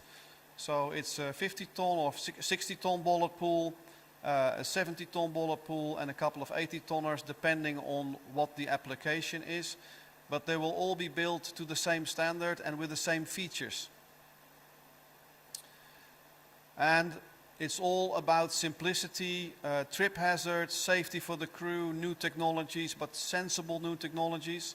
So yes, all these tugs are connected. We also have included something like electronic stability feedback. So if the angle of heel gets too much, there will be an alarm. We have optimized wheelhouse design. We have 24/7 connectivity. We have what we call a smart winch, which is a stepless winch. And also about the human-machine interface, because one thing is happening across the whole maritime sphere is that there is less people on board, so one guy has to do a lot more than he did 10 years ago. Now he has to do everything. So the first thing that we have done is we have prepared all the vessels that you buy from us today are prepared for a NOx reduction system. You know, the owner can decide to buy it installed, or it can be retrofitted. It's an in-house developed machine. It's a combination of a Tier 2 engine, a silencer, and the optional Tier 3 equipment, but it is retrofittable to all the vessels that were delivered from 2020. Of course, in the market that we operate, the tug market, we are a little bit helped that the engines and the technology, the propulsion technology, a lot of it is coming from automotive. So we're piggybacking a little bit on the truck market. You know, the generators we use in these vessels are marinized truck engines, and we benefit from the investment in environmental standards and the Euro standards and the US standards. The other thing that we have introduced is safety glass. You know, we see a lot of wheelhouses being smashed by recoils of rope or getting too close to the ship. You know, Mohammed talked to us for a long time about safety of towing lines. We have reacted by fitting all our vessels with safety glass. So we have developed together with the glass manufacturer a glass which is much stronger, and also it smashes like a car window. This also allows us to use very, very slim metal framing. So the added benefit is that you have a full vision bridge. You have a lot more vision than you have in our older designs. And you can see this here on the picture looking aft, that there is very little interference of view. The captain or whoever's behind the helm has full view of what's happening around him. The other thing that you see that has really taken a hold in our designs is a clear working deck. Minimize obstructions. You know, in Europe, this tug is now operated by 2 or 3 persons. So on the deck, one guy has to do a lot of running, and he also, if you're not careful, he does a lot of tripping. So our latest designs are all away from trip hazards. You can see here with the red arrow or the red circle, this is an older design, and we have tried to keep the deck as clear as possible. So we're using special hatches which are submerged in the deck so no one can trip over the nuts. Yeah, we try to minimize all the stuff that's sticking out by the bulwark where the guy has to look over the side. The other thing is, it's a little bit also referring to Langhorst, everybody is now using synthetic ropes, and these ropes, they come with their specific challenges. So here on the left you see a beautiful polished towing bit, but the rope can travel in that towing bit. And what do synthetic ropes do not like is travel, because it creates friction, they get hot and they break. So we have changed our design to the one you see on the right hand side, where it comes together at the top and the rope cannot travel as the towing forces change. And so this is a lot to prevent, to help the longevity of the rope. You can also see there is no wells, everything is smooth. We have really tried to make it as smooth as possible. Same thing for the fenders. If you see a traditional tugboat, you see a boat with 300 old truck tires hanging around it, but the structure is not designed for it. So our designs, for a long time we've taken it into consideration, but now we have made sure that we're never exceeding 20 tons per square meter. So if you have to use the fenders, you bump into someone, you do not damage the vessel. Another thing is the human-machine interface, putting the operator back in control.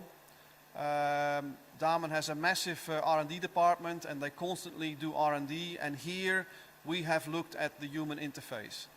Because tugboats are sophisticated tools, very limited crew, and the amount of data is increasing. So if you see a modern control system, there is data about everything. And when the captain has a very critical operation, he is not really that bothered about the temperature in his fridge in the galley. That is, of course, important, but not when he does a high-stress thing. So here you see something. The captains in the room maybe can give some estimation how fast this container ship is traveling with this wave, but this is 10 knots plus, right? So here is a tugboat going reverse, trying in reverse to stay away from the container ship. This is highly stressful for the crew.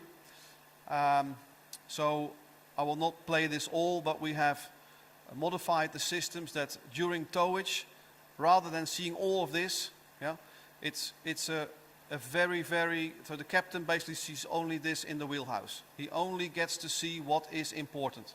So he sees his engine status, high level, the power, the revs.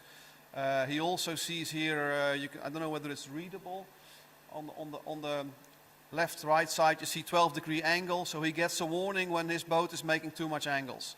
So we just tell him the really key stuff. Same for the engineer. He also has a very simplified dashboard when he's towing to make sure that they don't waste time on stuff which is at that time not important.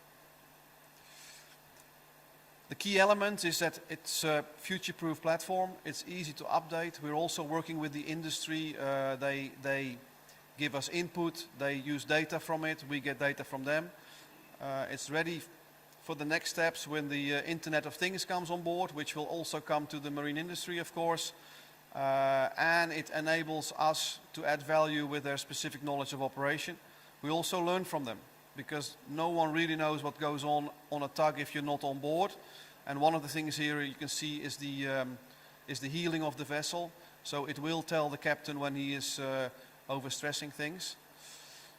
The other thing is the wheelhouse. So here you see a selection of wheelhouses that we have delivered. If you start at the top left-hand corner, you see the wheelhouse in 2000. You see it in 2005, you see it in 2014, 13, and then the bottom right you see 2018, and you can see that these wheelhouses are getting simpler and simpler. This is our latest, the 2020, which is a very simple wheelhouse to make sure that the captain has as little distractions as possible, and because he only has 2 hands, so we don't give him 20 handles. And you can see here on the left, you see our example. On the right, you see a beautiful vessel delivered by a competitor. Nothing wrong with that vessel. It's a beautiful ship, but you can see the wheelhouse is a lot busier, and you can even see controls on the vertical side of the console, which is really difficult to get to. As I said, 2020. We were saved by the fact that we do everything ourselves. So we built these 2 vessels. We built a buoy maintenance vessel, ultra shallow draft, 15-meter beam. It has 2-meter draft. You can beach it. This year we are delivering what we call the multi-buster. This is an 80-meter vessel. It's still for sale. It's an 80-meter, again, shallow draft. It's all aimed at Abu Dhabi and Saudi Arabia. You can also see it's beachable. It has many functions. You can use it for disaster relief. That's what we're doing today. That was it from me. Thank you.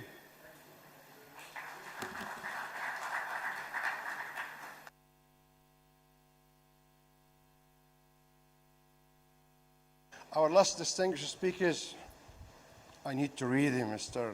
Aftab Hassan. Mr. Aftab Hassan is the Secretary General of the Insurance Business Group, and he's the Chairman of the Risk Exchange and the CEO of Akaya Insurance.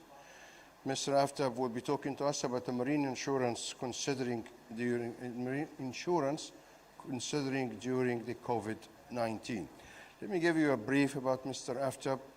Mr. Aftab is a professional entrepreneur with a sounding stack on the energy and offshore, oil and gas, and IT insurance.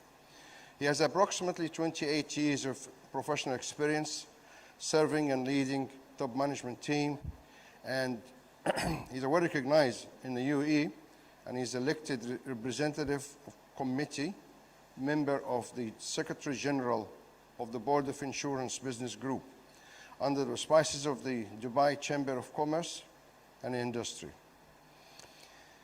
His unwavering commitment, the guy likes you very much, Mr. Aftab, is getting you difficult words, I can hardly say it,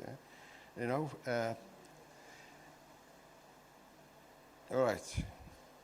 Unwavering commitment to being about regularly, and his exemplary organizational skill and practical wisdom for stability and continuity to place big risks and find reinsurance support, professional and transparency in dealing with clients.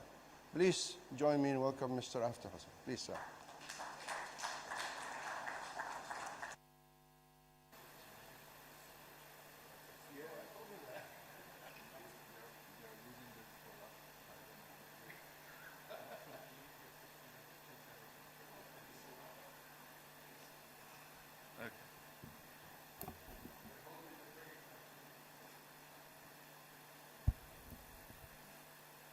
Still is morning, so good morning, ladies and gentlemen.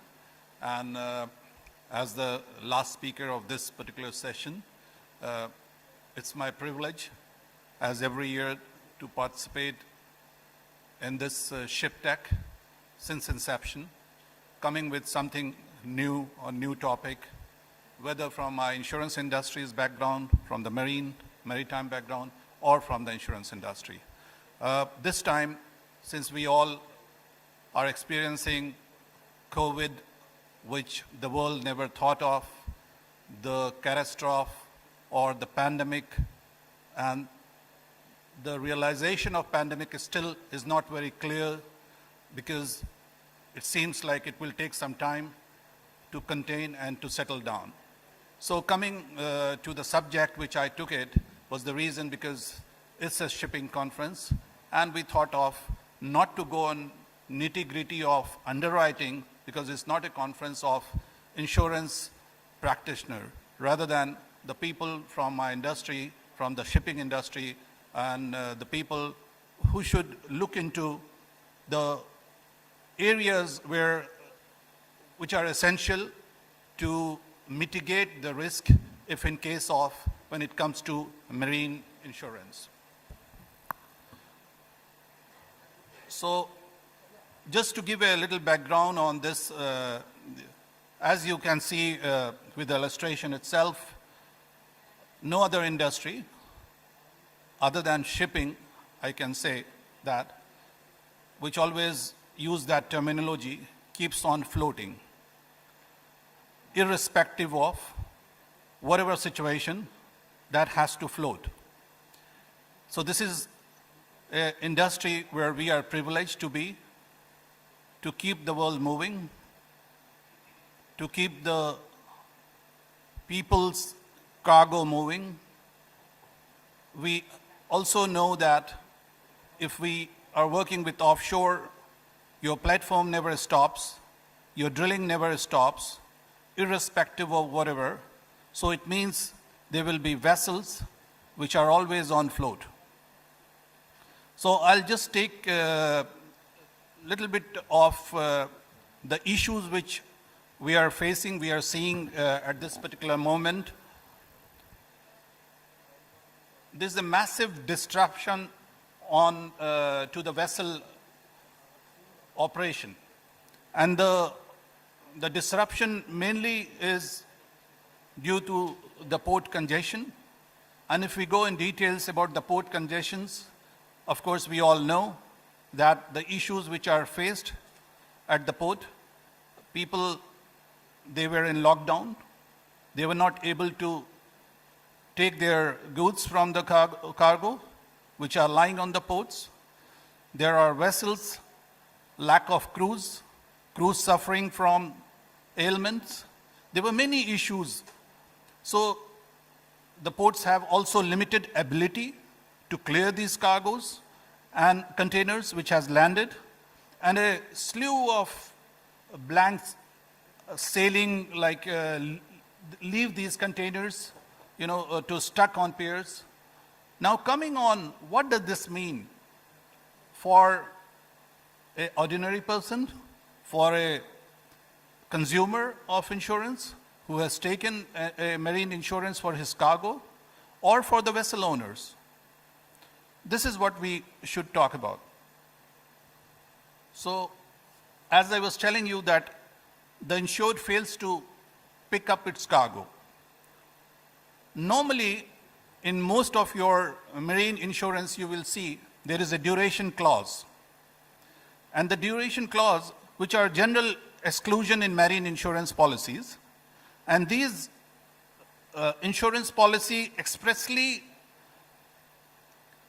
exclude these the port like charges or the delay which happens if you have not picked your cargo, for the demurrage or detentions. This all you are going to bear. So the other area also the insured, because of loss of market, abandons the goods or cannot recover the insured value of the shipment from the insurance policy, and the insurance policy expressly excludes those losses in the, from this calamity. That's all is not going to be covered. So these are the general areas. However, there is always a positive side. There is always a chance that the cargo is still, sitting in the port because the bill of landing has not arrived yet at the destination. This leaves, again, the individual unable to pick up the container since there are delays all over the shipping industry and creates a dispute. Now, try to understand. Now, someone says that, yes, this is none of my business. My bill of lading has not reached, that's the onus goes on the shipping company. I handed my cargo for X destination. Insurance, again, as we say, is purely assurance, is a promissory note with certain inclusions and certain exclusions. So when it comes to claims, the underwriters or the claim department or the loss adjusters, they damn care. What were the operational deficiencies? Who has neglected where? They only go with their policy terms and conditions. And if you don't read those fine lines, normally we end up ourselves being denied, even if it is a legitimate claim. I use the word legitimate because for you it is legitimate, and for them also is a denial which is legitimate. Now from both sides, when it is denied, what you're going to look into it? You end up in a dispute which sometimes takes to arbitrations and end up in court. Then a third party which is appointed, assessor from the court, and they look into this. So now this situation we never expected. COVID, no one has seen the situation where it's a global halt, global lockdown. 70% of the world was in lockdown for almost 3 to 4 months. And if this dispute has happened, whether this pandemic was covered or not, no. There's again a law which is accumulation, which you say. And this is super accumulation, which was never expected. And then when this risk is accumulated, it's going to be not only affecting the consumer, but also the insurer in turns that they can run off. Because insurance is a pooling of your money of individuals or SMEs or corporate together for a particular reason. And this is distributed to the people who are afflicted. But now in this situation where everybody has got affected, how does it work? It's not individual. You have to pay from the premium. And we always say that, there is two things which is very important. When you want to jump from the cliff, you should always have in first hand a parachute. And the same way is insurance, whether it works or not, but you had to have that first time. So that's what it is. So everybody has taken that parachute, the insurance, with that assurance it will work, but it's not going to work. So the dispute when we talk about arising from this ship operation, and with this current projections which I've been seeing now, still we don't know the impact of COVID-19 disruption. This will continue until this is totally contained. And in the process, there is the knock-on effect will be felt across the industries. So not only we are talking about the insurance industry, the entire supply chain will be disrupted. And when the entire supply chain is disrupted, which always have different insurance, not only that your marine insurance, but there are many other insurance, which will come from the hull, from the P&I, from the crew, So everything is getting disrupted. If we talk about a product which was there for some time, which is called FDD, which is Freight Demurrage and Defense Cover, that somewhere can assist with disputes arising from ship operation, be it between parties to a charter party or a bill of lading, which is a contract with bunker suppliers, cargo vessels, or other providers, and even in the case of employment disputes, this is a product, but no one buys these products because these are not the essential mandatory product, these are supplementary products. The other area, cargo, may suffer damage or its quality may deteriorate as a result of prolonged stay on the ports and on board due to port congestions arising from quarantine or other restriction imposed over the port by authorities. In this situation, the sigh of relief will be, as I said, P&I. The P&I cover should respond in respect of loss or damage to cargo. Sue and labor clause is again something which we should talk about. Other expenses that may be deemed covered under this policy are the supplementary those expenses that the insured incurred to prevent or minimize that covered loss. So these expenses fall under the sue and labor clause of the policy. And this clause was deemed as a supplementary cover, as I said, under the marine cargo policy. And as such, the insured has another policy limit available on top of your main physical loss cover. The insured can recover the full value of the goods and an amount not exceeding the full insured value of the goods damaged for sue and labor expenses. This was something as an example to give, like what is sue and labor clause and how it works. If the insured incurs expenses, let's say for US $10,000 to dry damage shipment valued by the cargo policy at US $500,000, and the drying did not prevent the goods from the total loss, so the insured will recover that 500,000 US dollar, that is as a physical loss, and another US $10,000 for the sue and labor expense as well. So in total, they'll get it 510,000 if no other limit or conditions applies. So this is something which is good, we should think of. Business interruption, as we all know, especially in marine insurance. Not only in marine insurance, now we know that US courts, basically, they are the major the receiver of business interruption in the US, because most of the companies in different industries, they tend to buy business interruption. Is not prevalent in this part of the world in GCC much, with the exceptions of few international companies which they have come from the West. But other than our own local companies, they don't buy business interruption normally. And they ended up in the court because it was not very clear even, and I was just reading, it was just one of the conference started COVID, and that was in which was April or something like that. And I do remember that time that in US alone, the estimated business interruption losses as per lawyers, which they have taken, was $2 billion.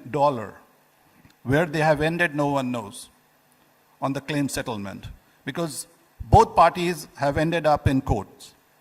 So some market provide, as I said, business interruption to cover an endorsement to the marine cargo policy as well, but if you choose for that.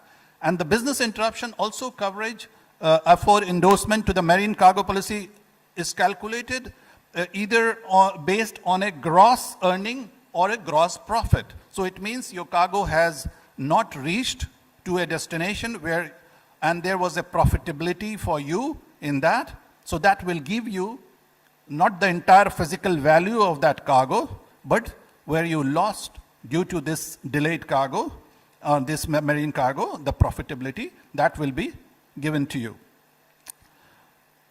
We also know in most of our clauses and agreement, we use force majeure or an act of God, which is. Now the moot point of consideration is whether this COVID, is it going to be force majeure, act of God? Yes, we know it is. But on a scale which today we are observing, if you go in the definition on Wikipedia also on force majeure, there is no such definition of force majeure which will cover globally or in a NatCat basis a force majeure which will cover 100% of the world. This was never observed. So this clause again is knocked down legally. And then think of what if the goods were detained because the ocean carrier on the port facilities declared force majeure, or worse, an act of God, which means escape from meeting its responsibility. You know, whether one can invoke COVID-19 as an act of God, I understand that demonstrating the act of God, remedy by the courts is a high burden, which, as you say, because of the definitions. So to conclude, COVID-19, as we said, that has reshaped the marine sector's risk landscape for the marine insurance industry to change the way it views risk. The pandemic also resulted in many business interruption claims with pandemic direct and indirect interruption for the marine sector. And if you don't have a force majeure clause in your supply terms, or if you have one which does not cover epidemic or pandemic or government act, you are in trouble. But on the brighter side, the insurance industry remained resilient, demonstrating that it is totally adept to shifting an online and virtual environment with the quality of claims handling and all, because I didn't talk much because of the time restraint. But yes, most of the insurance companies have gone on the loss adjusting side on digital or automation, which has helped as well for fast claim recovery or for assessing your risks. So these are the things, and thank you for your patient hearing. Any question in the last, I'm ready to answer that. Thank you.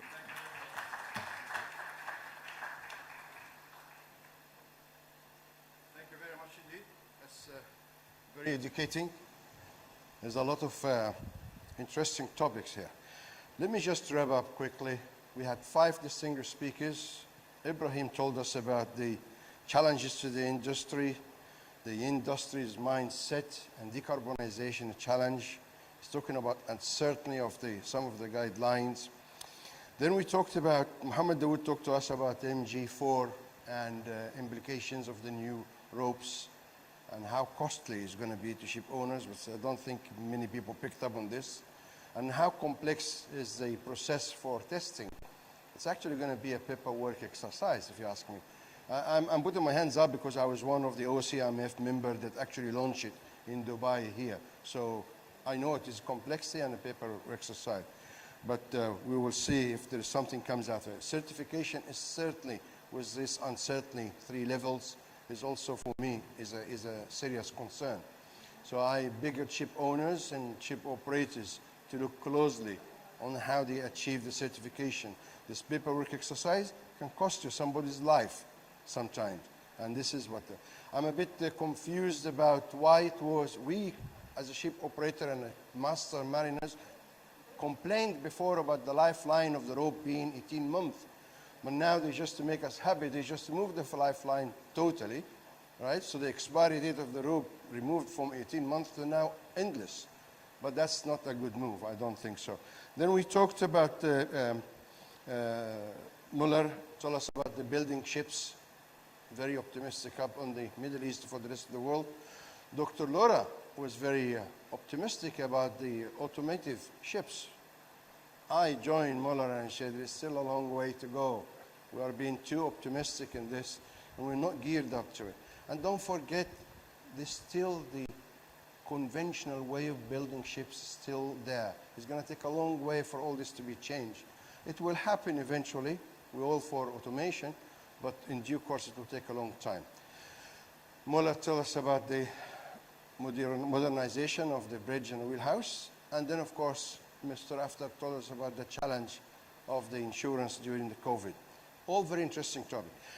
We took a 10-minute slides of the time to ask you guys if you want to have any questions. So I'm going to ask my speakers to come and join me here, where if any of you have any question, just shoot at them and we will make it very quickly, because I know we're holding you back from the break. So if you can join me here, please, and just give me one mic, please. If anybody has any questions, this is the time. Please challenge me. Don't listen to the statement you hear from these people and take it for granted. Challenge it. Do you think decarbonization is going to happen in 2050 for 70%? I say no. And I say it very, very proud. I'm a professional seafarer. It will not happen. Automotive? No, this is for here. Get one for the. We'll only have one. We'll only have one between us. We'll only have one between us. Okay, we have two. Please, any questions to the panel? There's a gentleman here. The mic there, please.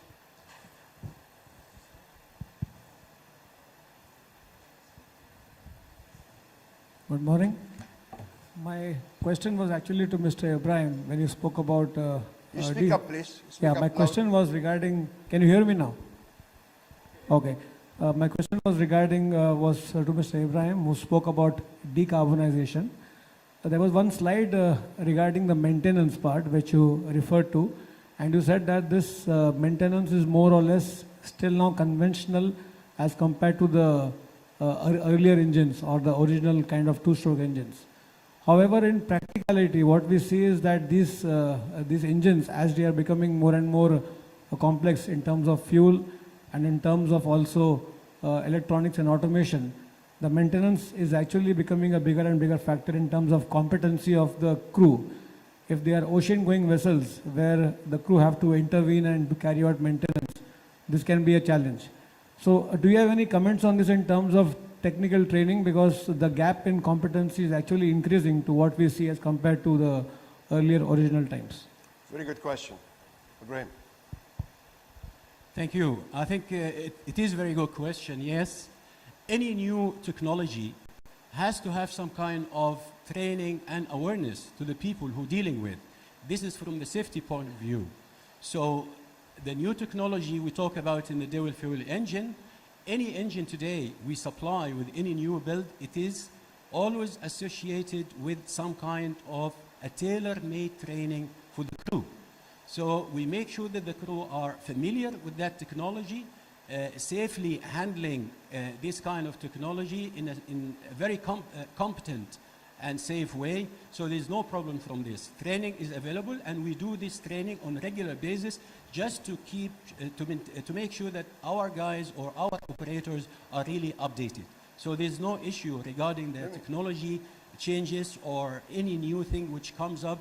The training is always there, always available. You just have to ask for it. Can I ask William, do you have anything to add to this? Yeah, I agree with Ibrahim. You know, at least for the shipyards, I think we have a little bit more time to think about this. But yes, we will also have to step up our technology to make sure we can actually build and repair these vessels with all these new technologies. I'm going to disagree, and I'm going to add my voice to you. This is what's happened. You come up with the technology and you expect us to be trained on it. You should be training us as it comes out to be able to operate it. All of us have this problem. I have, actually at sea, suddenly you go into a new ARBA that's have all technology that the regulation picked up. He says, you're going to have a training certificate on this ARBA, and this is mandatory, by the way, on this equipment before you sail on a ship. Why don't we do that with the engineers on the engine? As I said. Yeah. But do you actually, for every ship owner, ship operator will have a... Yes, it's mandatory. As I said, in fact, any new build today, I'm talking about UNGD, any new build today, part of the package as we make the engine and deliver it to you as an end user, as an operator, to the shipyard as well, there is an associated training along with this, and well before the crew is in place or taking delivery of the ship. Okay. So that's in place. In fact, practically what we see is a gap actually, because from the shipyard point of view, you might just have this training, but when the vessel starts sailing and starts going on the ocean passage, you will find the crew starts changing, the gap starts increasing, and the intervention from the OEM is required. And then that is the time when somebody will have to fly in the ocean-going passages. We have the questions specific, please, so we can get as many people as you like. Any more questions? Any other questions? Can I ask these people? I'll ask. Can I quickly answer Yeah, the second please. Yeah, thing, yeah. right? So there is two things with all these new technologies. For me, as Gamal said, I have a background as a ship engineer.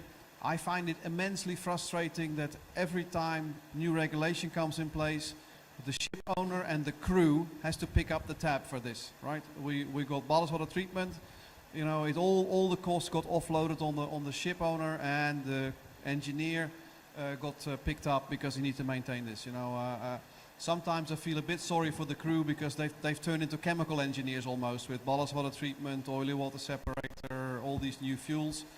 And also, my first vessel was a vessel with an ammonia-filled refrigeration plant, and that was not easy. This stuff is dangerous. So my personal view is this is now the ideal fuel today. It's the ideal fuel until we kill the first guy, and then we have a problem. So that needs to be addressed before we use this as a fuel. But I do agree with the speakers this morning that there needs to be more subsidy or funding, or however you call it, to push the cost not only on the ship owner but also on the chain, right? What it almost happened with the low sulfur fuels, that the big oil companies were almost successful in pushing this again on the ship owner by pushing for taking out the sulfur post engine, right? The post treatment systems. And very luckily, IMO said, sorry guys, you're going to have to take it out in the refinery, not on board the vessel. But they were close to also push that on the ship owner. So I thought that was a big victory. My first question is headed to Mohammed. Mohammed, on behalf of the ship owner and operator, I feel the MAG4 certification exercise is unclear, very expensive, time wasting, and also can cause problems. What are you doing to prevent this? Thank you, Captain. Thank you, Captain, for your reward. Actually, when MIG-4 came, it came without any transition period. It came like in the market, and you need to comply. Yeah. So for us also, we need to start our testing. In the same time, the ship owners, they need to start to transition from MIG-3 to MIG-4. So the gap is there, and also there is many points is not clear in MIG-4 at that time. You know, the gap is very small, between 100 to 105. So there is a lot of intermediate sizes there. So for us as a ship, as a rope manufacturer, in order to manufacture these intermediate sizes and the stock globally is that difficult, because your MR tanker is different about VLCC. Well, just answer the public is how, what you're doing about it, so we can actually be guided by how we do it to avoid. To avoid what exactly? You need the certificate to be genuine. We Yes. need to make sure we don't kill somebody because the Yeah. certificate is only a piece of paper. I think it's very important to look the type approval.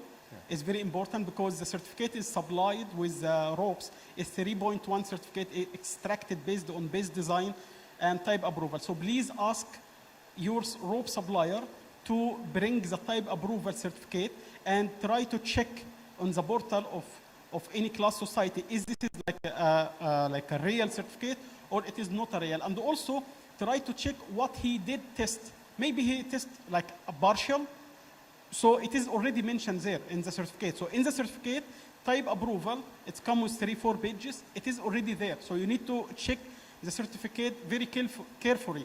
And I think, yes, for the superattendant and fleet managers, they don't have time for that, but we encourage them to do it.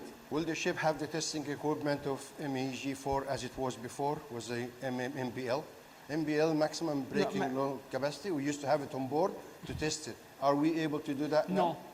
No. So, but the issue is that, from my opinion, MIG-4 came to minimize the gap between the ship owner and operator and the rope manufacturer. So it increasing the communication between each other, which I think it's helping both in the long run, because if you know what you purchase from the beginning, if you install it right, if you set retirement criteria in the proper way, so I think this will decrease a lot of things is happening on board. So if you go the way of MIG-4, I think in the end of story, yeah, it is suffering in the beginning to comply, but once you put your vessel one after one in the compliance phase, I think later on you will have it smoothly without any problem. Okay. Any more questions? Please, sir. Yeah, hi. Thank you very much. I think these were good presentations. My name is Arun Pushkarna. I'm from Vahana Offshore. My question is to the distinguished gentleman who made this presentation on charter parties, and specifically when you spoke about force majeure.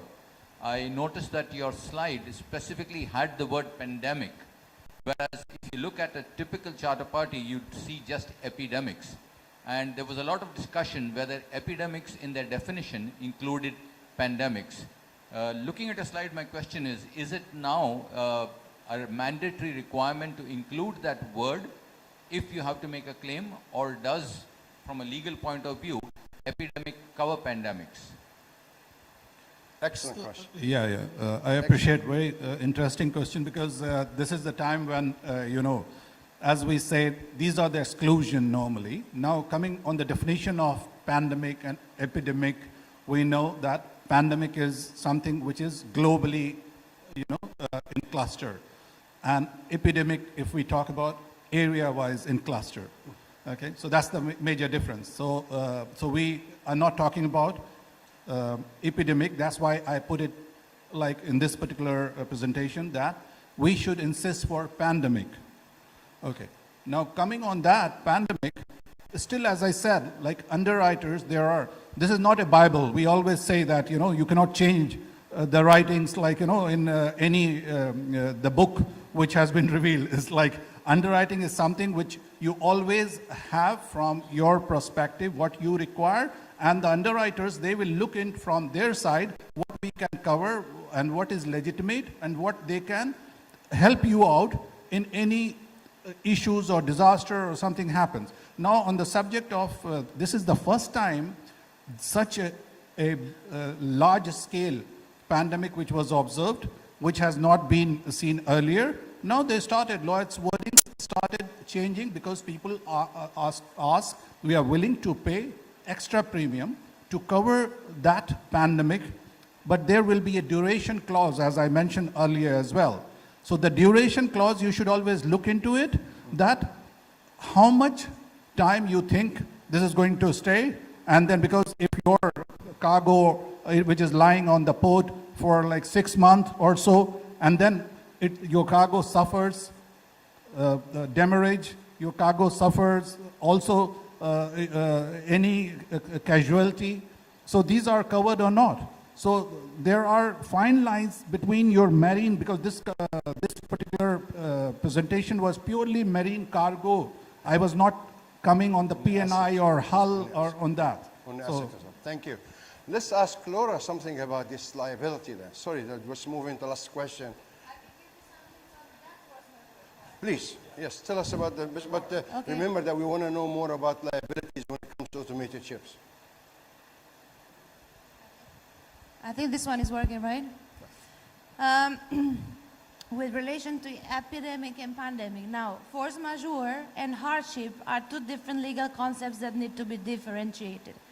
Force majeure leads to the situation where a contract, where a charter party, for instance, is impossible of being executed, whereas hardship is a situation where the contract is not terminated, but the parties grant each other some lenience in order to overcome a situation. In most jurisdictions in the world, the force majeure is not a situation that appears per se. It needs to be declared by the regulator. For instance, in UAE, you had declarations made by the Chamber of Commerce and other governmental bodies that the situation has been, let's say, considered to some point as a force majeure. The courts in here, they had quite, let's say, a uniform approach in that respect, considering most of the situations that occurred in 2020 as hardship, not as force majeure. So when we discuss about pandemic and epidemic, yeah, I think the discussion is somehow redundant, because if, let's say, a charter party cannot be executed in a specific jurisdiction due to a force majeure cause, that force majeure needs to be declared within that jurisdiction by the regulator there too. So the situation is very simple. At the global, let's say, realm, you don't have a jurisdictional body or a governmental body that has the ability to declare the whole world as being a pandemic. The World Health Organization and the United Nations rely on the sovereignty of states and on the fact that, in reality, each and every state has the right to make their own decision. The system of international law is consensual, still consensual. Therefore, the discussion is redundant. If you have a situation where, let's say, a contract cannot be executed due to a problem that happened in a jurisdiction, that needs to be declared by the regulators in that particular jurisdiction. So things are quite simple. And further on, a very strict differentiation needs to be made. Thank you very much, Laura. This is going too technical. Or force majeure, very different. Yeah, this is going very technical. I wanna thank you for the clarification. William, yeah. William, just have a final question before we wrap up. Can I please ask a follow-up? Because I think this question is important and it affects almost all of us.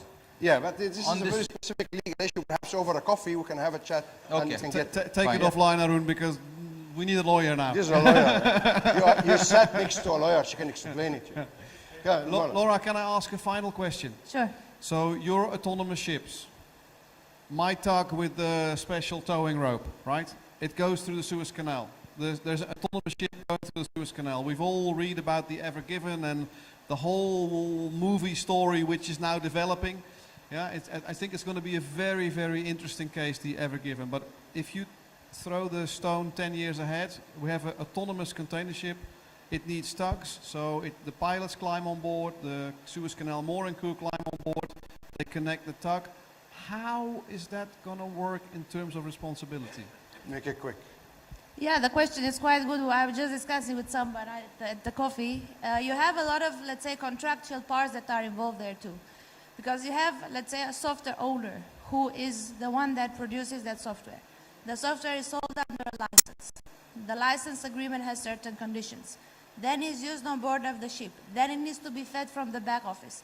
So, for instance, depending on the level of autonomy, yes, as soon as you have human interaction in there, the liability problem is solved. But if supposedly the software is fully autonomous, fully cognitive, full self-learning. The pilot is not autonomous, right?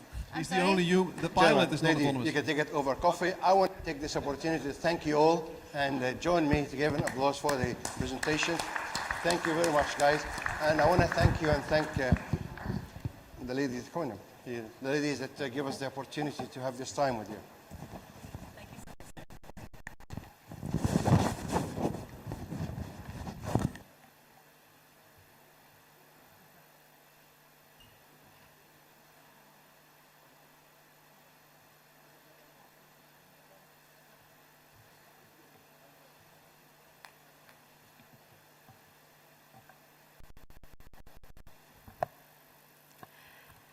We thank our esteemed moderator for chairing this session and the speakers for a wonderful and informative session. A round of applause, please. Now, I would like to request Dr. Sohan Roy, Founder Chairman and CEO of Ares Group of Companies and President of International Maritime Club, IMC, to come onto the stage to hand over the memento and certificate. We have today with us the winner of Excellence in Professional Services, which is awarded to an individual who has exceptional professional contribution to the maritime industry throughout his career till date. Now, this award was supposed to be handed out yesterday during our Shiptek Awards mega ceremony, but unfortunately, he was not able to make it. The winner of this award is Captain Ahmed bin Dalmouk, Director of Yachts, the Office of His Highness Sheikh Mohammed bin Rashid Al Maktoum. I request you, sir, to kindly join us on the stage and receive this award. A round of applause, please. Captain Ahmed reports to the Chief Executive Officer of His Highness Sheikh Mohammed bin Rashid Al Maktoum. Throughout his career, he has worked in various departments and has made significant contributions in supply chain management, overlooking technical and management affairs. He has made valuable inputs in developing, implementing, and monitoring the effectiveness of operating standard processes and procedures that maximizes the operational efficiency of the organization. A loud round of applause, please. So we request you to kindly speak a few words. Can we have a mic?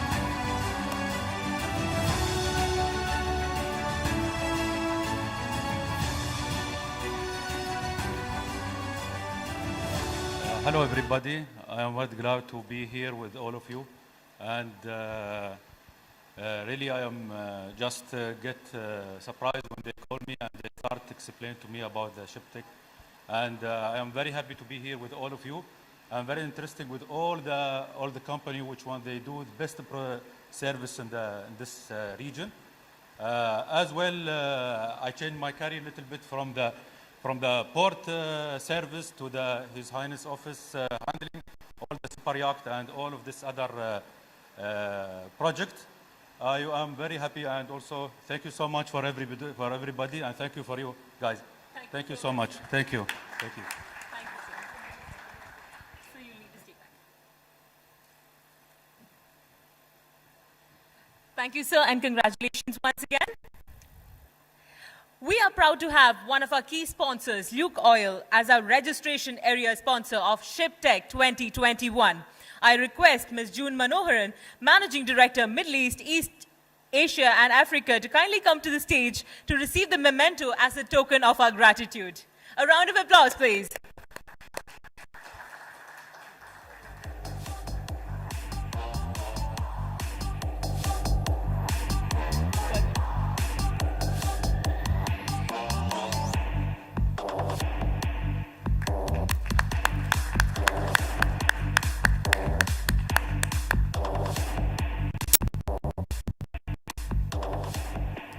Thank you so much, ma'am, and thank you so much for your continued support. And now it's time to give away the certificates to our moderator and speakers. First, I would like to invite our esteemed moderator, Captain Gamal Fakri, for moderating the first session wonderfully. Thank you for your support, sir. And please, may we have you on stage. A round of applause, please.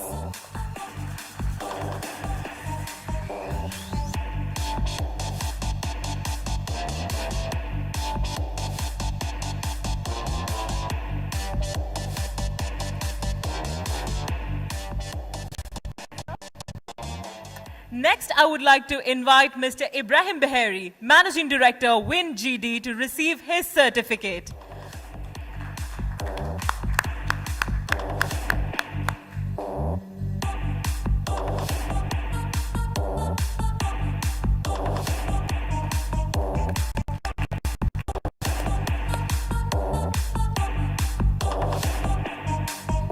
Thank you for your support, sir.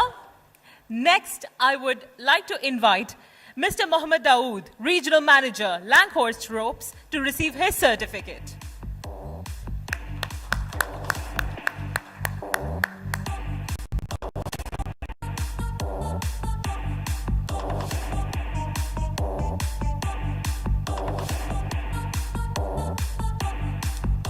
Thank you for your support, sir. Next, I would like to invite Dr. Laura Voda of Council, Corporate and Commercial, Feet & Co. to receive her certificate. Okay. Next, I would like to invite Mr. William Muelker, Head of Sales and Marketing, to receive his certificate. A round of applause, please.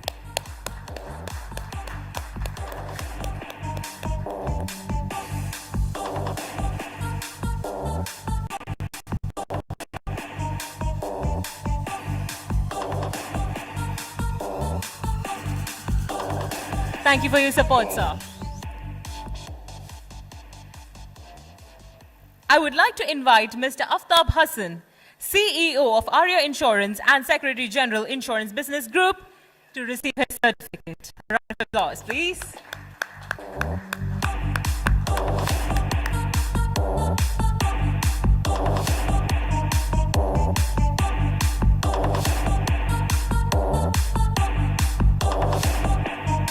Thank you for your support, sir. Now, may I please have Dr. Laura Voda of Council, Corporate and Commercial Fichten Co. to receive her certificate.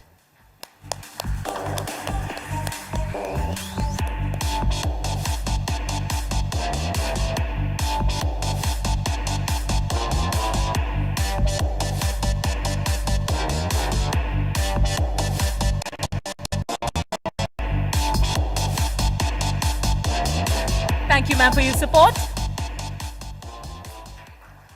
Now let's have a short tea break, a quick one. So let's be back by 12:20. You can carry your refreshments inside the ballroom. So 12:20 sharp. Thank you.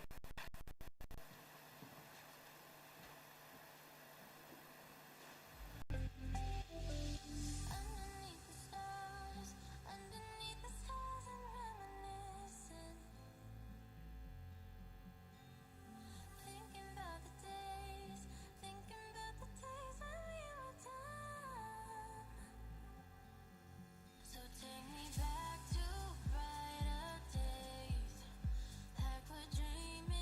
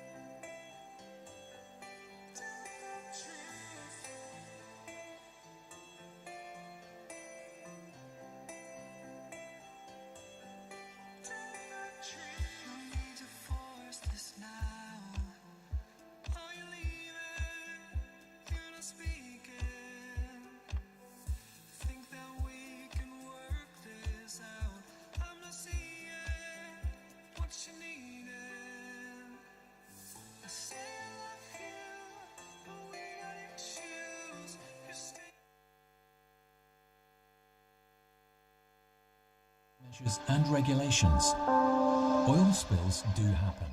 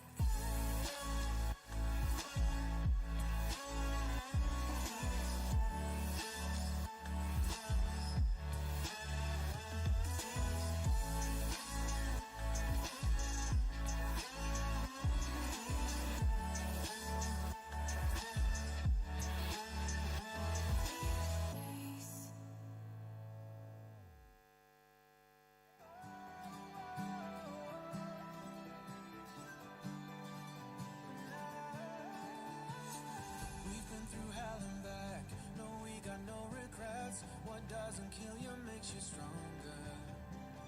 Might bend, but we won't break. No matter what it takes, I know we'll make it there together.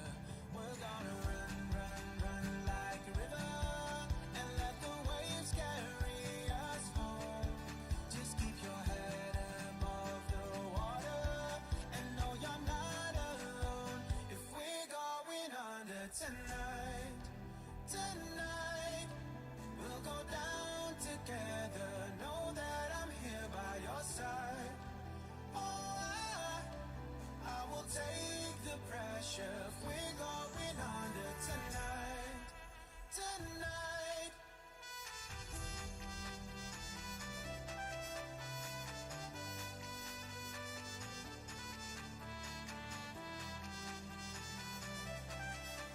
I will take the pressure if we're going under tonight.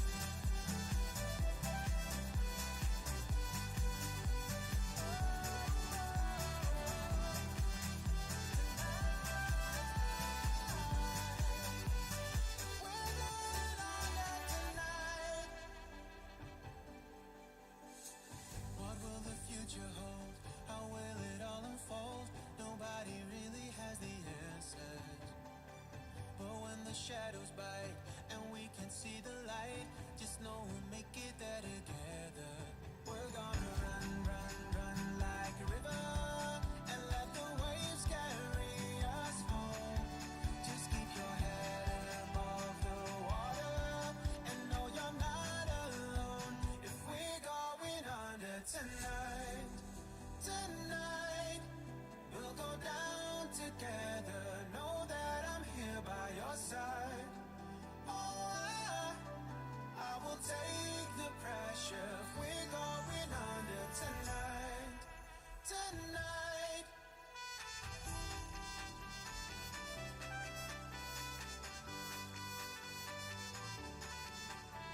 Tonight, I will take the pressure if we're going under tonight.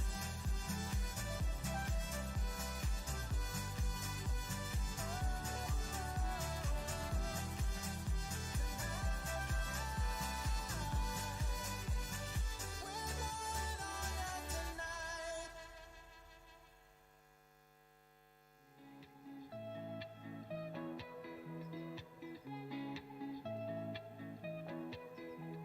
No dreams so crazy when I'm with you. There's nothing, no nothing, no nothing that we won't do. Setting sails in the open seas, nowhere else I wanna be. I feel okay when I'm with you. You give me hope with your heart. You're my light inside the dark. You give me summer. I hate you when we're apart. You pick me up when I'm down. Have a ball across the town. You give me hope when it's raining in my heart. You give me hope when I'm with you. You give me hope when I'm with you. Get up early or keep sleeping till noon. There's nothing, no nothing, no nothing that we won't do. Setting sails in the open seas, nowhere else I wanna be. I feel okay when I'm with you. You give me hope with your heart. You're my light inside the dark. You give me summer. I hate you when we're apart. You pick me up when I'm down. Have a ball across the town. You give me hope when it's raining in my heart. You give me hope when I'm with you. You give me hope when I'm with you. You give me hope with your heart. You're my light inside the dark. You give me summer. I hate you when we're apart. You pick me up when I'm down. Have a ball across the town. You give me hope when it's raining in my heart. You give me hope when I'm with you. You give me hope when I'm with you. You give me hope with your heart. You're my light inside the dark.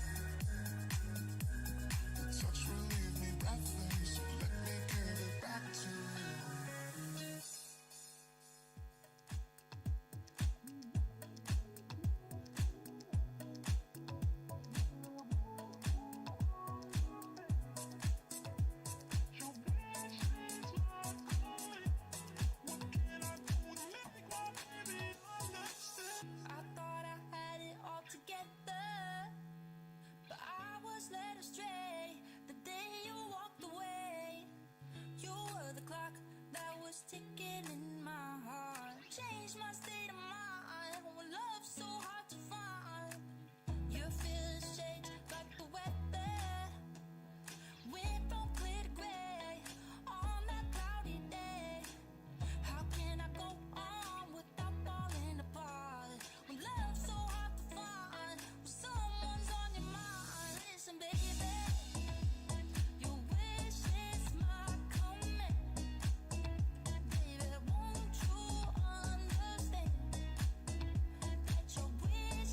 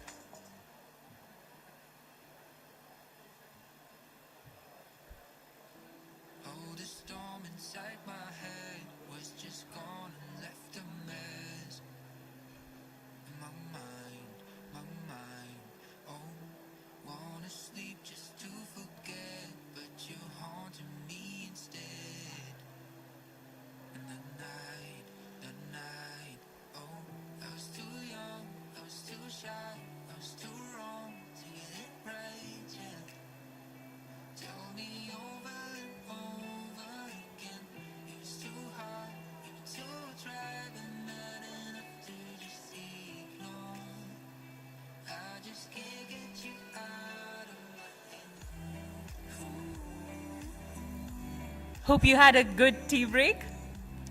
Requesting all to kindly settle.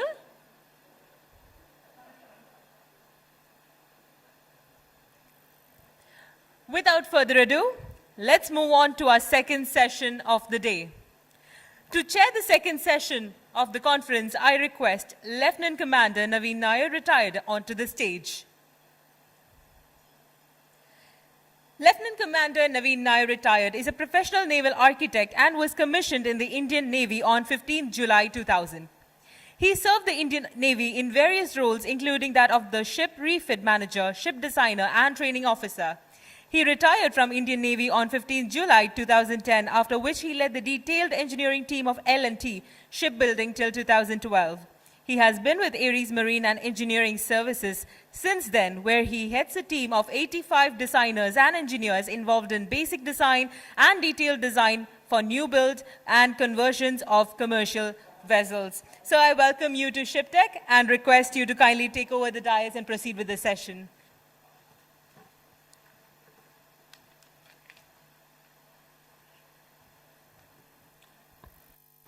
Good afternoon, ladies and gentlemen. Welcome to the second session of Shiptek 2021. In this session, we have 4 topics being presented by very acclaimed and well-deserving presenters. I went through their profiles, and each one of them are the best placed to speak on these topics. Interestingly, we have 4 topics which are from completely different aspects of the marine sector. We have a topic related to finance in the offshore field, another topic, completely technical one, related to the application of bearings for vessels, a third topic about crew manning and challenges, and another about marine environmental protection. The first topic being presented is by Mr. Salim Kadarnani, Vice President Commercial of Inkscape Shipping Services. He will speak on the topic crew change, challenges and solutions. Of course, he will dwell specifically also on the challenges because of the prevailing pandemic situation. A few words about Mr. Salim.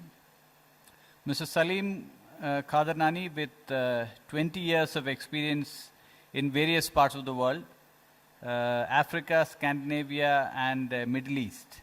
And he has specialized in commercial activities within supply chain and shipping industry, with particular emphasis on business management, strategic account relations, and design and execution of efficient sales processes. I welcome Mr. Salim, please.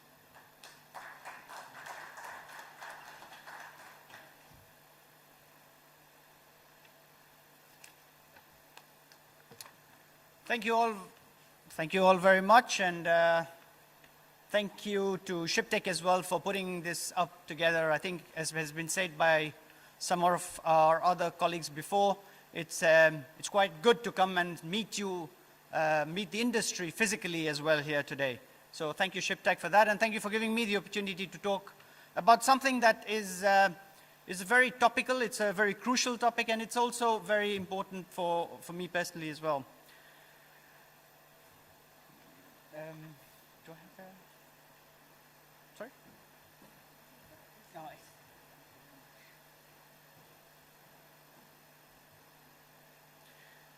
No, just like to start off with an introduction. I have been within the maritime industry for close to 20 years now, within various disciplines. And while I've been involved with seafarers all my professional life, I'm not a seafarer myself, I have to say. But since joining Inkscape, I've started working a lot more closely with the community. And we've seen firsthand on the impact that the current situation has had on seafarers. A little bit about Inkscape as well. We are a global agent with a rich history, widely respected for our compliant and professional approach towards the industry. Our focus on transparency and commitment towards a digital future within shipping is what actually stands us apart. Our network is today with around 60 countries, and we cover about 85% of all ports, which gives us access to local expertise, but within the global context. All right, so let's have a look at how crew changes, or the process of crew changes a bit more closely. And before we start, I think it's important that before we look at the numbers at least, right, we review of the importance of crew change and why it's essential that it is done correctly. Crew changes, first of all, are vital to ensure seafarer health, safety, and well-being. The tasks performed on vessels at sea and ports require a high level of technical attention, which can easily lead to physical and mental exhaustion. Crew typically work for 4 to 6 months at a stretch, working 10 to 12 hours in a day, 7 days a week. The International Labour Organization states that a maximum time that a seafarer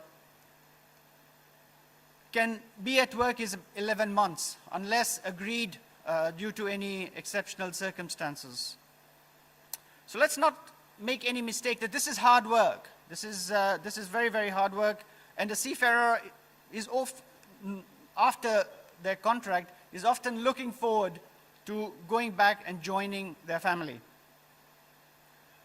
After a long stint at sea, a seafarer also needs to be treated with respect, with dignity, and with due diligence as well, as and when he or she comes to shore. So let's look at the magnitude of the operations, right? If you look at the numbers then. There's about 1.6 million seafarers today, deployed in about 70,000 merchant vessels. Each vessel, or each month, about 150,000 seafarers have a change. There's 150,000 crew changes that take place a month. And this is done from ships that they operate from to ensure compliance, first of all, with the international regulations, and for ensuring safety, which is a key thing, as we all know, and is a requirement for crew changes.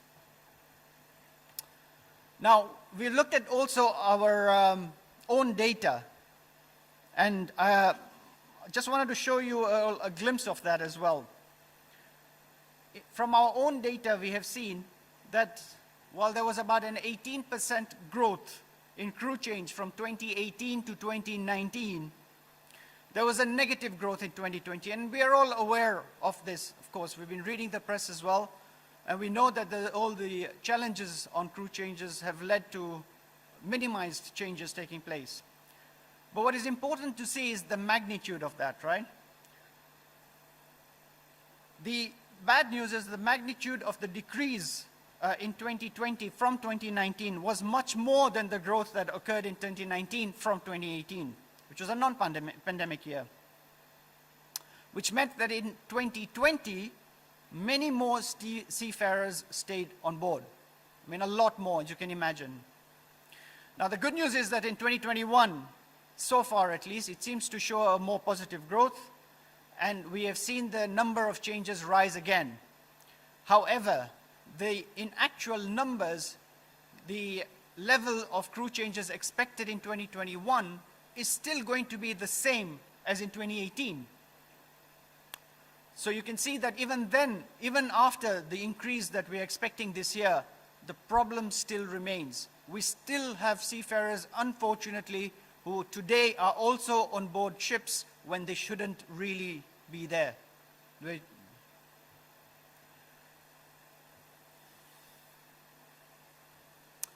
Just a little bit also on the process and compliance, on the actual procedures. Now, we saw that about 1.8 million crew changes are done annually, and they're done on 4.3 million port calls around the world annually. Typically, a vessel is spending less than a day in port. So within that time period, within less than a day on average, a crew change has to be organized. This means that the crew change needs to be done effectively and efficiently with a seamless process incorporating the complexities that come with it. When we talk about complexities, let's look at a typical day, right? And ship owners, ship operators are also aware of this. On a good day, a crew change takes place without any real hiccups, where an on-signer is picked up from the hotel at a previously arranged time, and both parties are on time on that. The seafarer hopefully has come in maybe the previous night, has been taken to the hotel, is well rested, is in good health, and is well motivated as well. The journey then to the port is also hassle-free, and the port arrival, the embarkation is also all smooth. That's on a typical nice day. The off-signer on the vessel then is also ready and is also available and is also looking forward now to join their, either go, excuse me, to go to the hotel or go straight to the airport. This is when everything goes well. We all know that in today's world, however, all does not always go well. There's a lot of complexity, and that complexity is a way of life for all of us. Flights can get delayed, traffic delays happen, officials who are supposed to process paperwork may not be available, seafarers themselves may not have the right paperwork or complete paperwork. Maybe the manning agency has not been able to provide the right paperwork. And all these niche issues need to be resolved in a manner that works for everybody.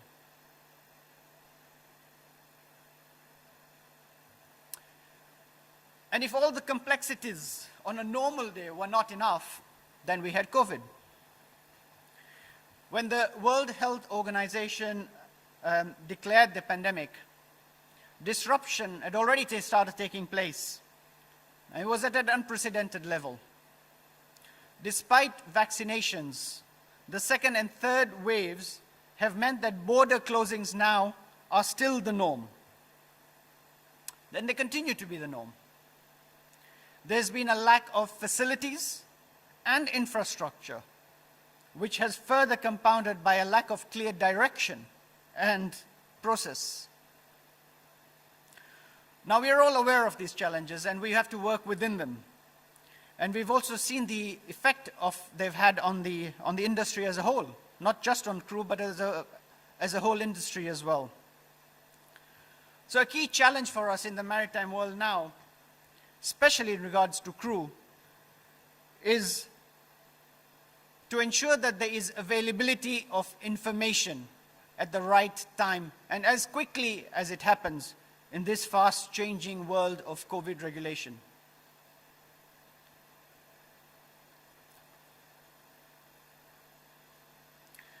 Now here, I am quite actually proud that Inchcape also has taken a big stride on that ourselves. We realized this lack of information was a crucial gap, and we have put in place an information sheet that gets updated on a daily basis and is freely available to the maritime community as a resource. This information is collected by our local offices across our global network and is made available to everybody.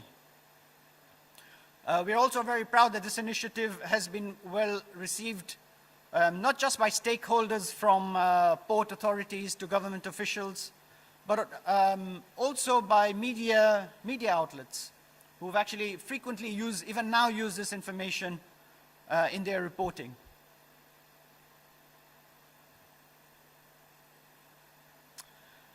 We all know that this has had a huge impact on our seafarers. A joint statement actually made by, I think it was by the Office of the UN High Commission for Human Rights, UN Global Compact, and business and human rights, the focus group on human rights and business. And it stated that seafarers have become collateral victims of the pandemic, mainly due to all the impositions, regulations imposed by government authorities.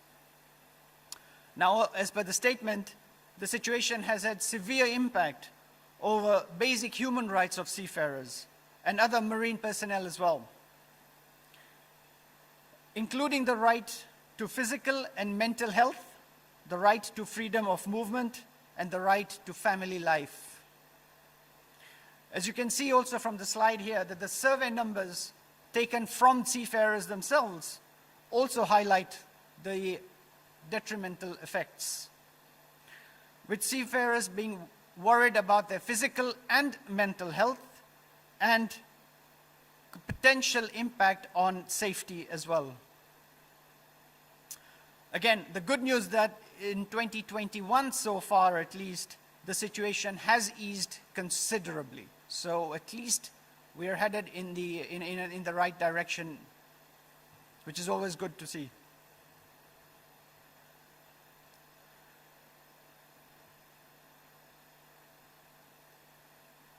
Again here,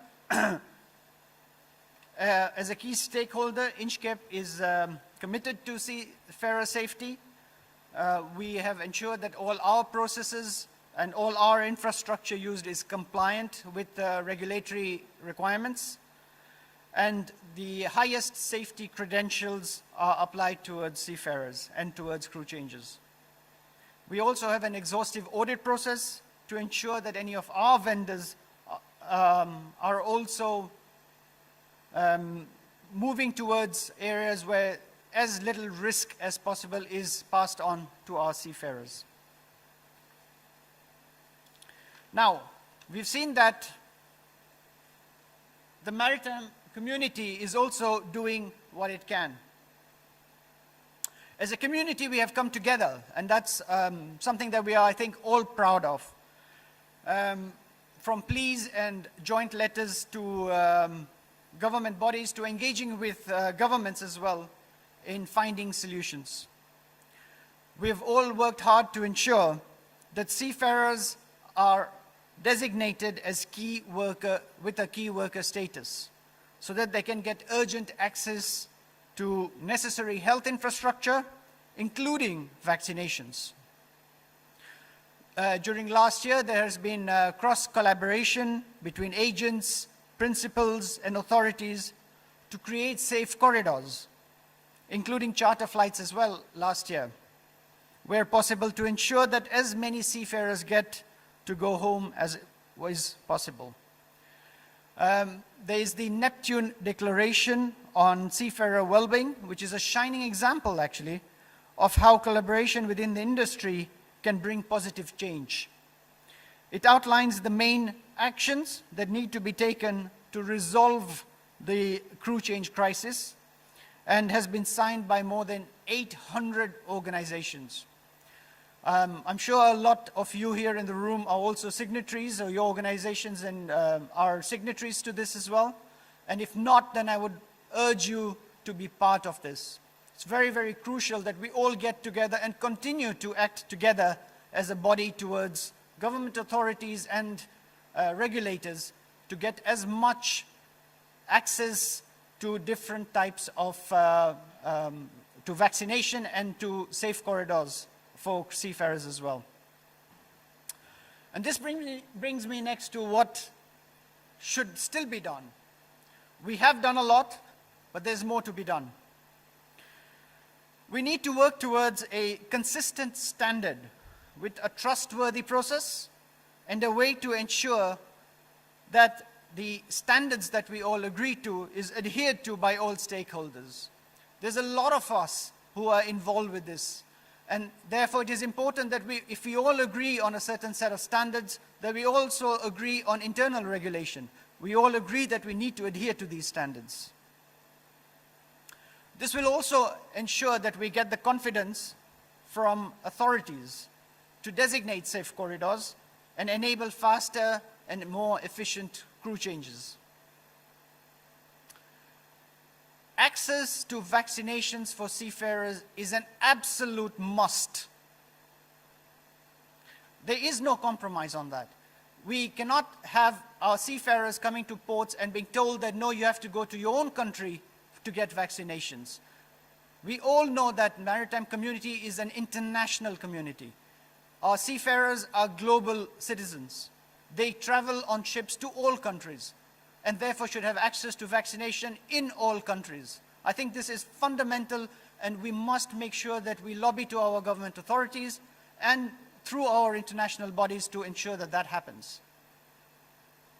We have seen some countries allowing this. So recently you may have heard and seen that the USA, for example, has opened up vaccination for crew, which is a fantastic move. Again, in Inchcape, we are proud that we're to be associated in the US with the authorities to provide access and to provide and organize vaccination for crew in the USA as well. We hope that more and more countries sign up for this and are agreeable to give vaccination to crew members as and when they come and ask for it.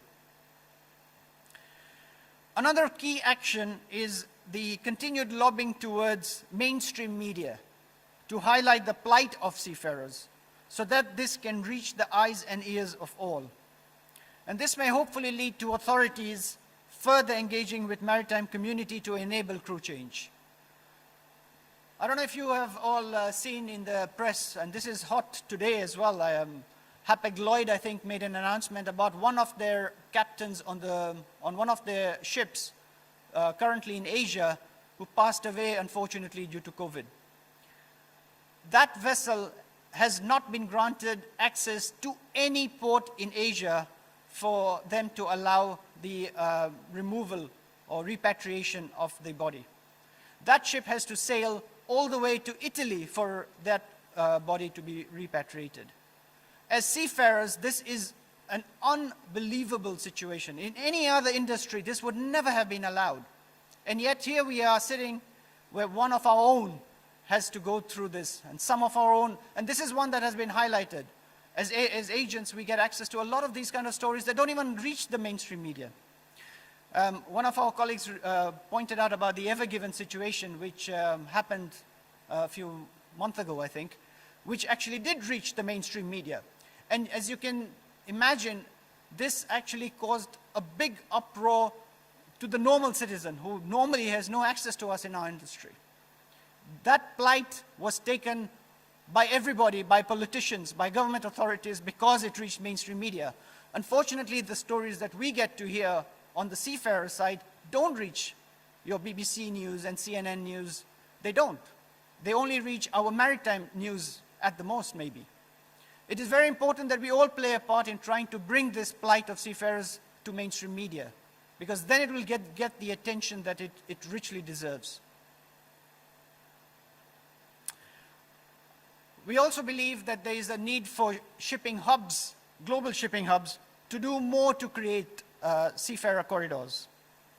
We have seen countries like Denmark, for example, which is not a global shipping hub as such, but it has also played its part in establishing corridors where under controlled conditions, you have crew being able to get visas, obtain transport to designated seafarer hotels, following required COVID protocols of isolation, and then being able to either fly home or join their vessel.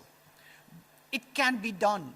It just needs a little bit of commitment, and I'm sure some sort of engagement with government authorities from our part can also enable these kind of corridors in these shipping hubs around the world.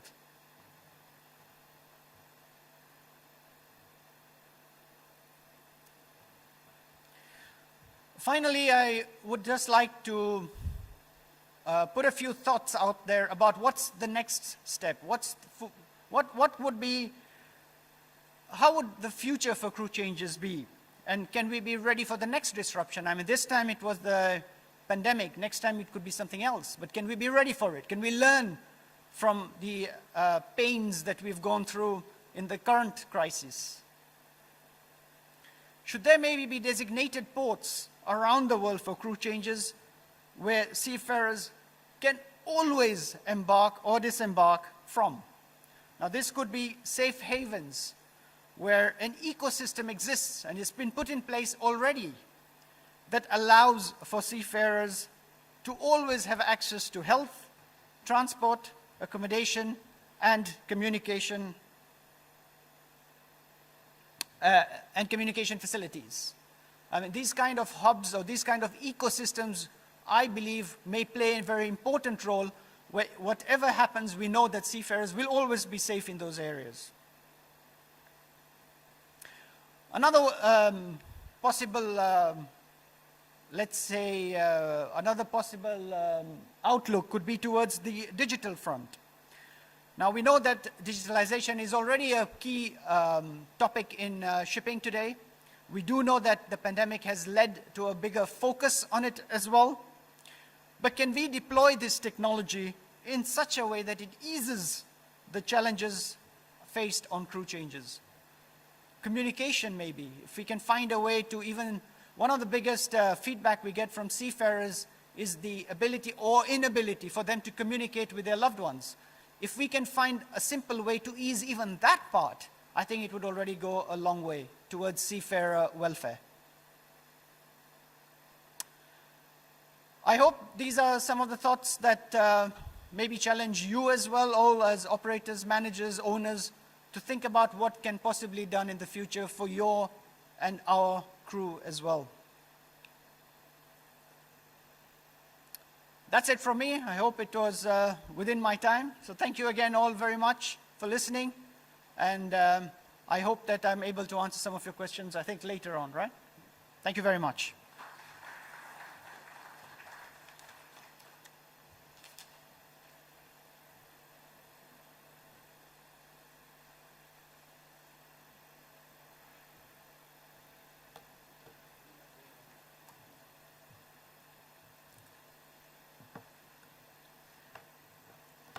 Yeah, the next topic is marine environmental challenges in the Rope-Me Sea area. And to present this, I invite on stage Mr. Abdullah Al Sulaiman, Environmental Services Manager of Fairdeal Marine Services. A few words about Mr. Abdullah. Mr. Abdullah has been with Fairdeal Marine Services for the last 29 years. He is a certified lead auditor in quality, safety, and marine environmental management systems. He is also a certified OPA 90 qualified individual by the Massachusetts Maritime Academy and has attended many seminars and special courses related to environmental management system. And he has lot of qualifications specifically related to this field. To mention a few, Integrated Management System ISO 9000, ISO 14000 and ISO 18000 OSHAs, as well as NEBOSH certified. I welcome on stage Mr. Abdullah. Please, sir.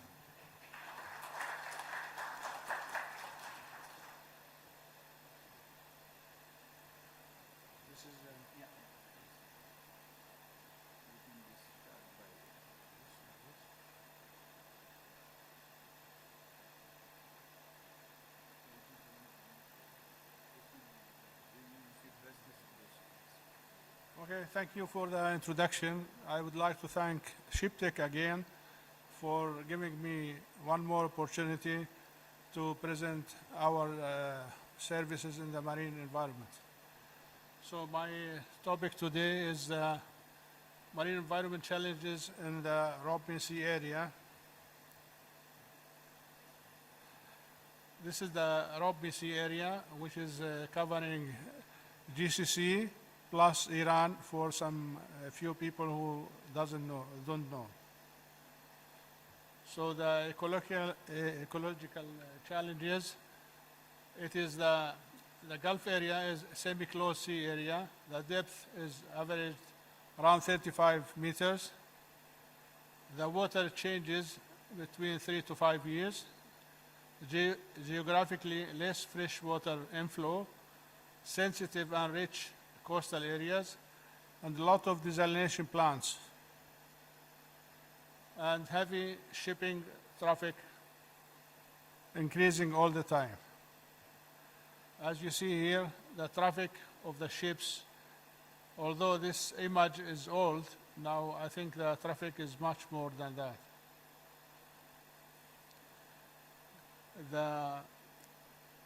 The Gulf area, the European members have ratified MARPOL Convention, Annex 1 and 5.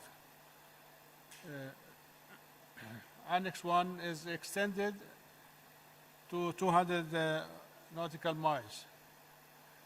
As you see here is the special area inside and outside 200 nautical miles for Annex 1. So the challenges can be concentrated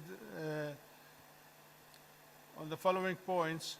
There is a heavy traffic and lot of volumes of ships passing through Straits of Hormuz. There is a lot of illegal discharges and oil pollution from unknown resources, and we have attended some of them.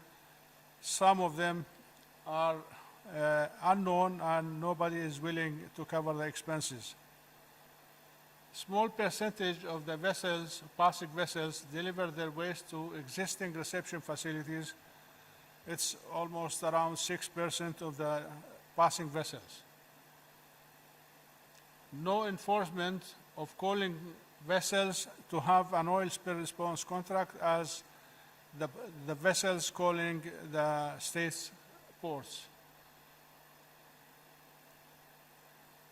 Although there are existing contractors in the area, fully qualified to attend any spill response. So that's why MEMAC has prepared a master plan to have regional reception facilities and regional oil spill response centers a few years back. We have been shortlisted out of 50 companies. It has been shortlisted to 15, then to 4, and we were there. So what is the master plan? As I said, it's just for future planning and to cover the whole area and try to minimize any possible oil spills in the area. It will constitute a very essential tool on how to coordinate present and future activities. The master plan enables member states as well as ROPME and MEMAC to avoid duplication in spending on facilities such as pollution control and navigation safety centers by building regional centers instead of each port to have its own. The implementation needs financing, and it has been decided how they will create that finance. The advantage is to increase the safety and quality, growing awareness about environmental and safety issues, reduce risk on safety and environment, eliminate substandard shipping, improve positive image, better turnaround time in port of ports and industry. And this was our proposal to them to have regional facilities within the area to cover the whole area. And this is a fair deal environmental services. We are the only member of Euroshore. This is an organization consisting of operators of reception facilities within Europe, but we are the only company outside Europe which has been accepted by Euroshore to become a member. Approved by MEMAC for oil spill response and for the provision of reception facilities. Certified with all ISO 9000, 14000, and 45000. Last year we have been awarded with Maritime Standards Award, and this time we'll add the award of Shiptek.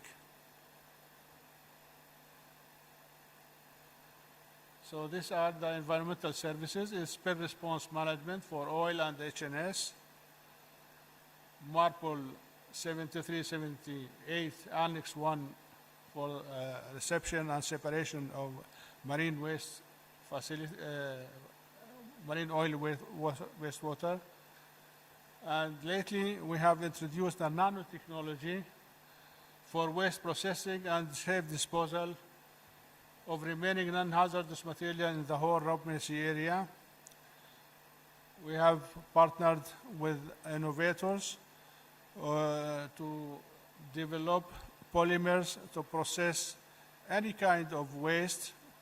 And here we are mainly concentrated on the oily waste, sludge, and industrial waste. If I have some time, I will carry now the video around 8 minutes about the activities. If I have some time, I will talk a little bit about the nanotechnology.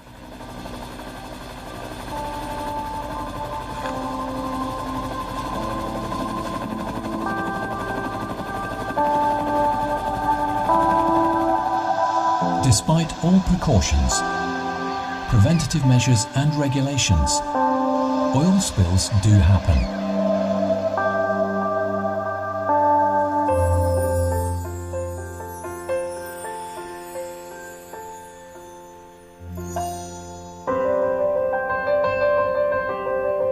Founded in 1978 in Piraeus, Greece, Fairdeal Group was one of the very first shipping companies to specifically dedicate itself to environmental protection.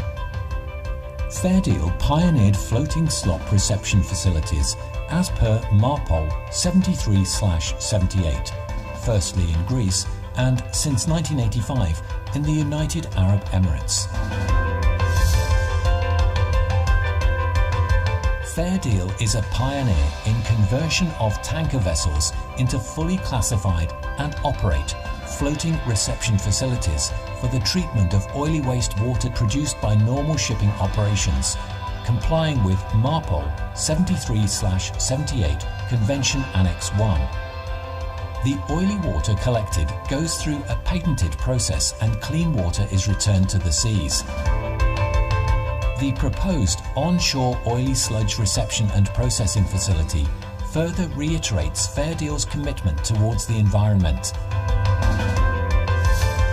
The Oil Spill Response Centre was also established in 1985 and today packs more than 3 decades of experience and have successfully tackled a few major oil spills and many minor and mid-size oil spills in the GCC waters. Being the largest independent private oil spill response services provider in the UAE, we are proud to be recognised and utilised by the shipping industry, port authorities, power and water desalination plants and oil terminal operators in UAE. Our services include oil spills cleanup on and offshore, conduct oil spill response training as per IMO Level 1, 2 and 3. Consultancy services for setting up oil spill response centres. Recommendation and supply of equipment. Share experience in claims handling based on objective evidence. Oil spill response management. Facilities contingency planning. Customised hands-on oil spill response exercises.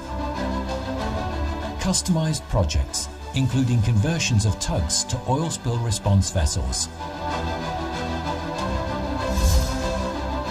Fairdeal is also the only contractor dedicated to handle recovered oil from spill incidents as well. Our oil spill response team consists of experienced men and machinery purpose-designed for deployment at a moment's notice. Our Oil Spill Response Centre, or OSRC for short, is manned round the clock.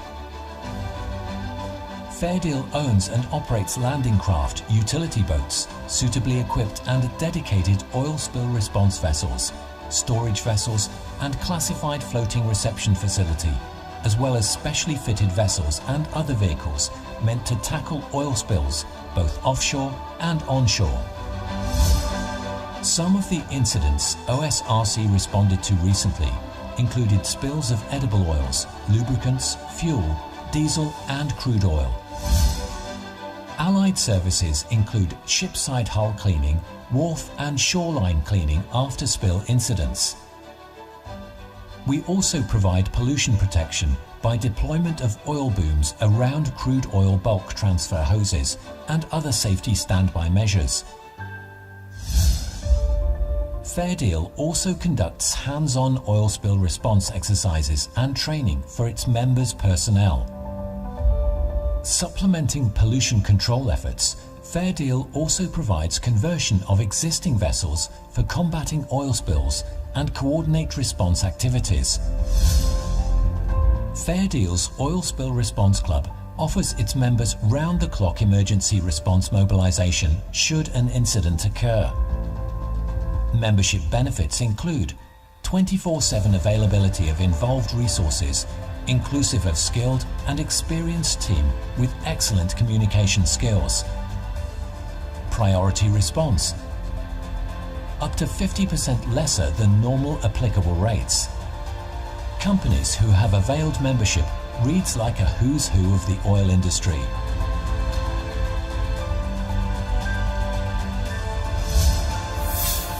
Clients who have availed various services and equipment from us is also the who's who of the region. The list is long and hence allow us to go through it fast. Fair Deal Marine Services recently initiated the creation of the UAE Marine Environment Protection Association, UAE MIPA, the 8th member of Inter-MIPA, under the auspices of Hellenic Marine Environment Protection Association, HEL-MIPA, that was founded in Greece almost 4 decades ago. The association's agenda includes dedicated seminars for seafarers in pollution protection and safety at sea, as well as organizing cleanup campaigns with schools to raise environmental awareness. This is a non-profit, non-governmental organization of volunteers committed to health, safety and protection of the marine environment. We are proud to be recognized by some of the leading names in the industry, including Trackhes, the environment wing of DP World, for hazmat, which qualifies Fair Deal for oil spill response in Dubai, as well as handling, waste packaging, transportation for proper disposal of hazardous materials, and eventually to respond to various chemical spills. Plans include more accredited training in the field of oil spill response services, firefighting, and health and safety to international standards. Expand our environmental services to cover other countries in the region and worldwide, jointly with other recognized environmental corporations. Expand marine waste reception facilities in other locations depending on the demands to comply with MARPOL 73/78 convention on those locations. Fair Deal Marine Services is also working closely with international organizations to set soil remediation as part of independent project or associated with oil spills. Fair Deal Marine Services, your environmental partner since 1978.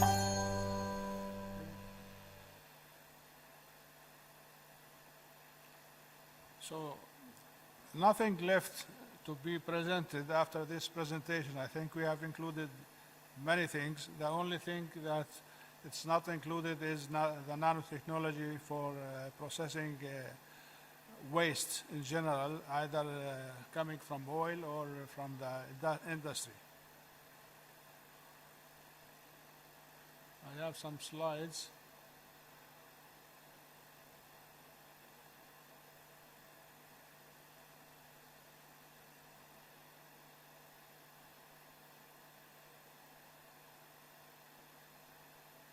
Why we always say floating reception facilities.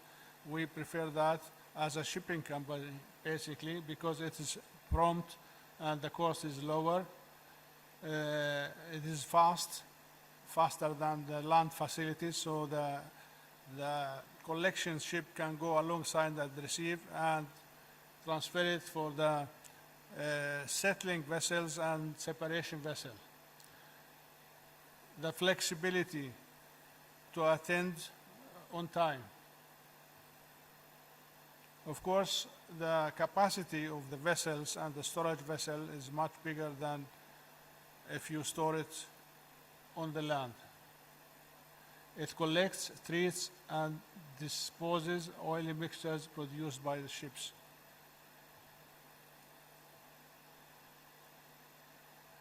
And the reception facility is safeguarded by the Oil Spill Response Center anyway.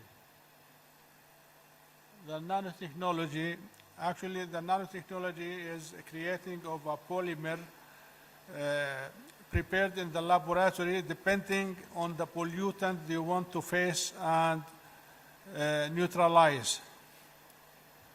So we get samples, we analyze it, and the client has to tell us what kind of pollutants he needs to neutralize. We prepare the specific polymer to fight this pollutant, and the pollutant particle is encapsulated in a polymer, and nothing can break that, even to up to 3,000 degrees Celsius.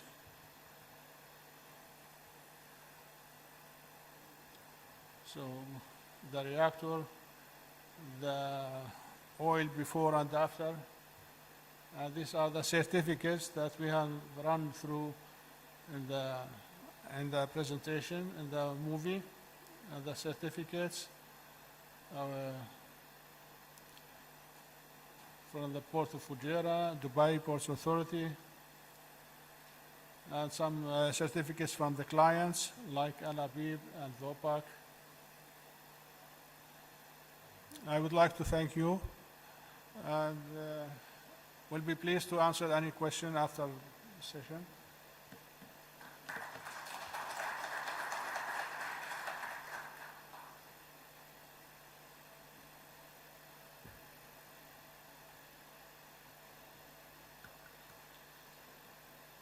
Yeah, the next topic is financial concerns in the offshore sector operations. And to present, I invite on stage Mr. Jamil Ahmed, Managing Director of Terminal Subsea Solutions Marine Services.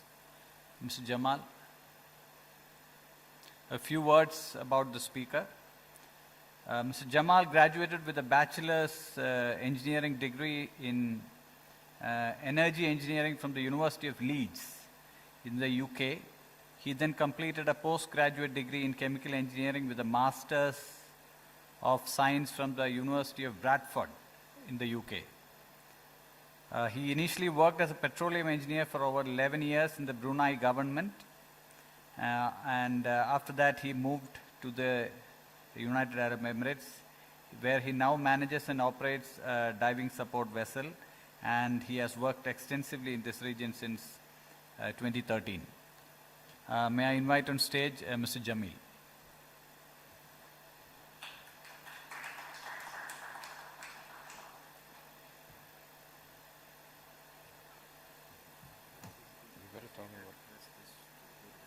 Which one? Okay, so press this? Perfect. Okay. Assalamu alaikum wa rahmatullahi wa barakatuh. I know it's been a long day, so I know everybody's looking forward to lunch. Having said that, our break was, I think, just an hour ago. So I'll try and keep it short, but hope we can keep the level of interest before I go. We are all here about the oil and gas industry. Either we drill it, we produce it, we treat it, or we transport it. And in the case of safety, obviously we look after the environment, which is extremely important. So, quick history, just to put everything into context. First known discovery in China, and after that in Baku, in Azerbaijan. But the first major discovery for a well which was not drilled which was not dug but drilled, was in Pennsylvania, USA. And from then on, we just came down all the way from the US, Malaysia, Venezuela, Azerbaijan, etc. One thing you'll notice, everything with the stars are those fields which were actually drilled offshore. Initially, it started off with 20 feet of water, then 100 feet of water, and now obviously we're going a lot deeper than that. We actually worked in a field which was 1.1 kilometers water depth. So technology is advanced. Initially, we started drilling in land, and now we're drilling offshore. Okay? In terms of where's all the oil, gas gives you a quick overview. The biggest reserves, obviously, is in Saudi Arabia, and the Gulf region in general holds more than 60% of the oil reserves. So clearly, that's why we're all here. We all depend on the price of oil to take home our salaries. And the price of oil has never, ever been stable. It's gone as high as $120 a barrel, inflation adjusted. And I think you all remember in July 2014, it reached $120 a barrel. And last year in April, it was negative $37 a barrel for WTI. So you can see the extreme from one end to the other.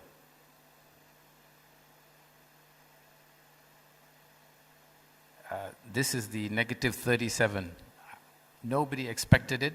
I'm pretty sure it's just a game by the speculators, but it's just to show that the price of oil is not necessarily due to supply and demand. It could be due to speculation.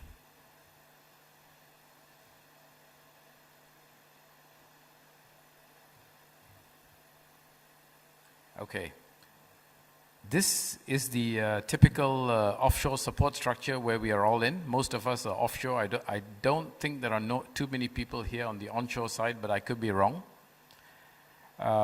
So since we moved on, the North Sea has got the largest number of rigs. Why? Because the water depth is so deep. Okay? They've got in excess of 184, followed by the Gulf of Mexico, the Persian Gulf, where we are, or the Arabian Gulf, Far East Asia, Southeast Asia, etc. So the majority of the work are in the 5 major regions. Okay, what are the types of vessels we are looking at?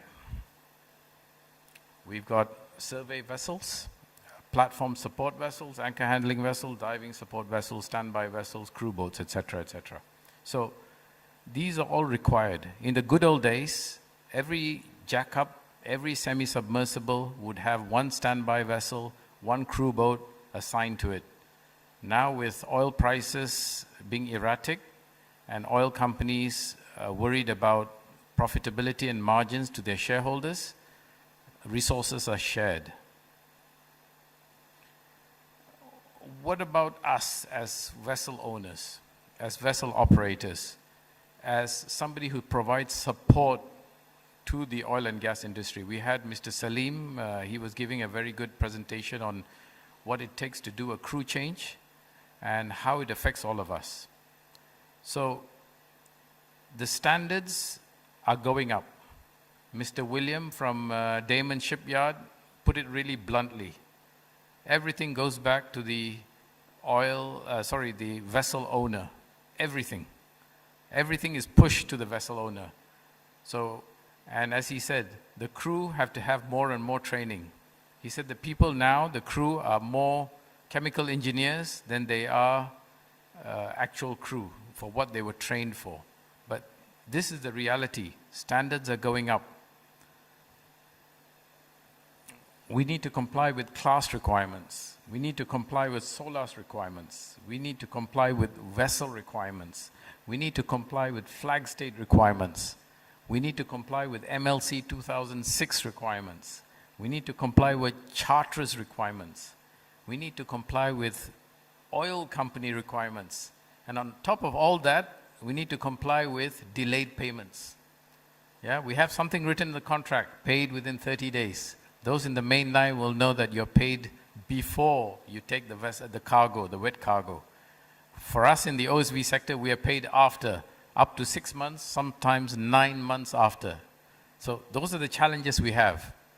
Then on the other side, if we're working for a big company, we've got to comply with HQ, headquarters. What do they want? What do they expect? What are we supposed to do? We also work with not standards, but guidelines from something like IMCA, the International Maritime Contractors Association. So they're not standards, but they're guidelines. And believe it or not, a lot of oil companies tell us, no, you need to comply with this. So the guidelines have become de facto standards, and we have to comply with that. We've got to comply with offshore vessel inspection databases. I don't know how many of you have actually seen the actual database. It consists of in excess of 300 questions. 300, one inspection. And now the latest, which just come out in the region, is fuel monitoring. $125,000 a unit per vessel. And obviously we have challenges, working capital.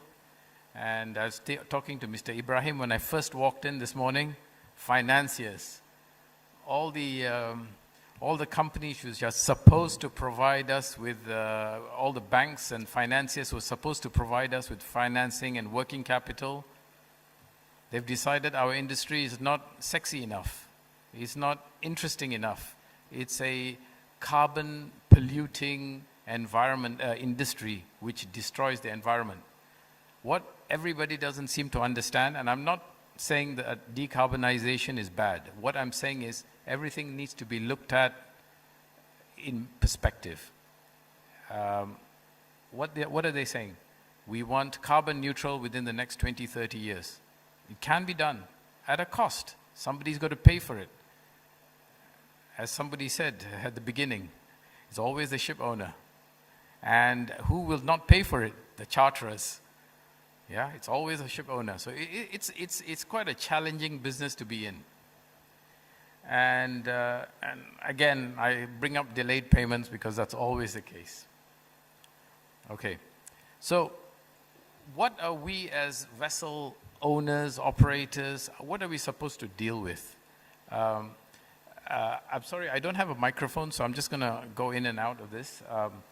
The biggest chunk of our expenses is crew salary. This is actual, okay? This is actual. It's the biggest chunk. It's pretty close to 40%. Then we have all the direct expenses, and then we've got administration, repair and maintenance, insurances, and I think our insurance representative has left. We ourselves, I'm not joking, for one vessel, we pay $1,000 a day, 365 days a year, whether we are working or not. Why? This region where we are all based in, where I think Mr. Abdullah just said the Rope Me area, a very sensitive area, is very busy in terms of traffic. This is considered a war risk area. So in addition to normal hull and machinery, P&I insurances, we also have to pay hull and machinery P&I, we've got to pay war risk insurance, which is $100,000 a year to work here. And to be honest, there hasn't been a major incident in this region for many years. There was one in Oman, but it's not in the Arabian Gulf or the Persian Gulf.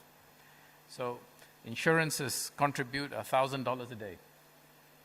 Dry docking, upgrades, I think every time something has to be done, there's a major dry dock. You've got your special surveys, you've got your intermediate surveys, you've got your cleaning requirements, you've got oil charterers requiring certain things. If you want to go and work, we work in this part of the world is fine. If we wanted to go and work in Australia, you need to put your vessel up, dry dock, clean the entire hull of all marine growth, and then move on to Australia. So everybody have their own requirements, and it comes at a cost. and we have some other little things. So this is what vessel owner operators have to deal with. Now, let's look at this. Again, I'm sorry, I know these are all numbers. I'll try and keep it as short as possible. If you have 365-day operations, a big chunk of it goes off in OPEX, which is the blue sector, okay? And 20% goes in financing. That's for most of us. Most of us borrow money from the bank, financiers, family offices, anything. We borrow money, buy a ship, and we provide a service. So 20-odd% goes in financing costs. And we are left with 12% profit. So you might say, hey, that's a good margin. That's assuming you're running 365 days a year. If you look at the table next to it, so if you're operating 300 days a year, i.e. we are just down 65 days, 2 months. So we're not running, our utilization is not 100%, we're just down 65 days in a whole year. It could be, let me see, 6 days a month, less than 6 days, 5 days a month, okay? That 12% margin reduces, it goes from profit 12% to negative 8%. This is real figures. I'm not making it up. It's not out of context. It's actual figures. Okay, so these data points are actual. And in some cases, I was just talking to a vessel owner. He's got his vessel based in West Africa. Last year in 2020, which is COVID-19, all of us were affected, obviously. He only worked 3 months in the whole year. 3 months. I'm not saying that. I'm saying, look, instead of working 365 days in a whole year, you just work 240 days, which is 8 months. And like I said, I just talked to these guys and they said, no, we only work 3 months in West Africa. The positive 12% goes down to negative 16%. So it's quite an expensive proposition to be a vessel owner. In the old days, it was great. These days, it's a challenge. So that's just to give you an indication, a sensitivity of how sensitive the entire operations are. And the bigger players find it more difficult than smaller players to survive because they've got to pay for a lot more vessels. And demand has reduced, supply has increased. We like it, we don't like it, we have to accept it. It's a fact of life. We can blame it on too many yards 15, 20 years ago. We can blame it on too much loose credit available. We can blame it on speculators. But the fact is, this position which OSV owners, operators have to face is what it is.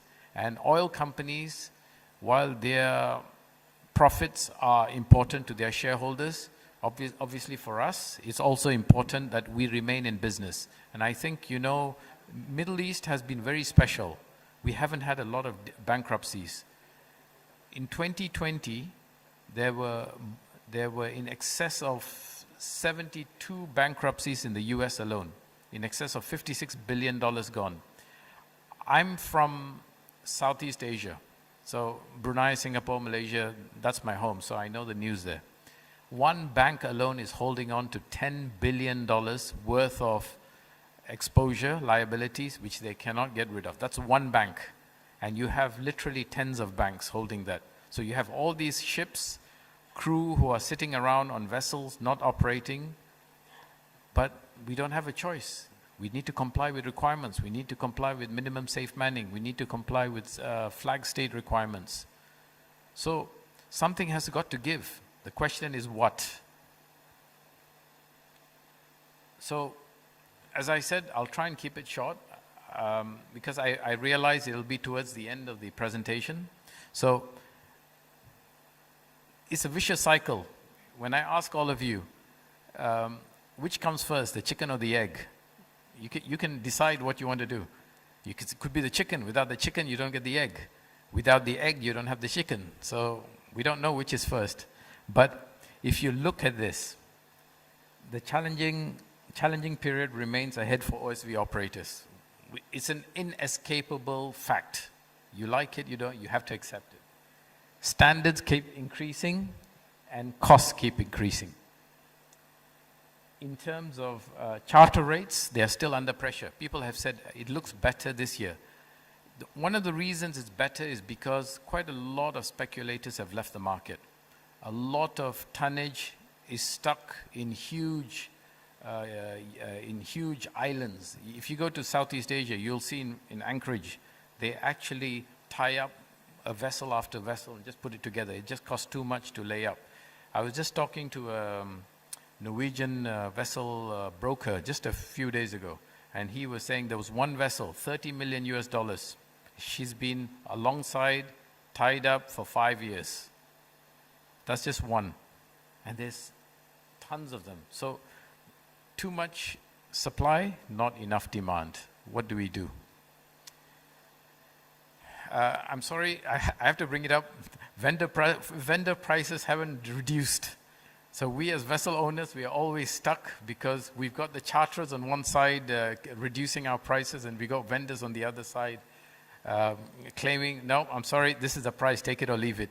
So we are stuck in the middle.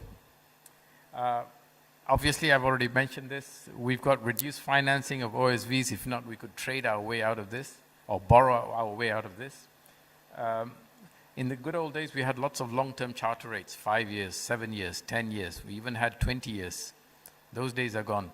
So anyone who's there, whoever remains willing to finance, they say, oh, you've got a 6-month charter. I'm sorry, we can't lend you $20 or $30 million to help you build another vessel, especially since you're doing in such a difficult position.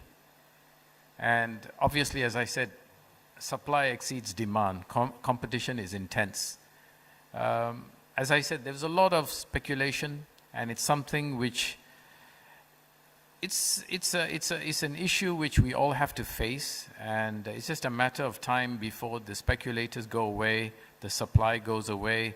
In China, the latest statistic is they're closing 3 shipyards, and you can correct me, it's either 3 shipyards a week or 3 shipyards a month. They had at the peak in 2016, 2,500 shipyards. And they're closing 3. So I don't know if it's 3 a week or 3 a month, I forgot, but I actually read that thing. So until these go away, yeah, we are stuck. We are really stuck. And as I said, that's my pet peeve, high insurance rates. We are paying $1,000 every day. Work, no work, we pay that. So it's a tough time. So, and it's just a vicious cycle going round and round and round and round. So we need to see what to do. Okay? So this is just, I'm going to end it. I think I've reached my 15-minute limit. Thought for the day. That's the crude oil prices per barrel. Just for last year, forget the last 10 years, 15 years. So we started off at $66. It dropped to $14.30. Actually, on one day, it dropped to negative $37. And we are around $70 a barrel. So question for us, all of us, where are the OSV charter rates headed despite stable, higher crude oil prices? That's it. That's my parting thought for the day. Thank you very much.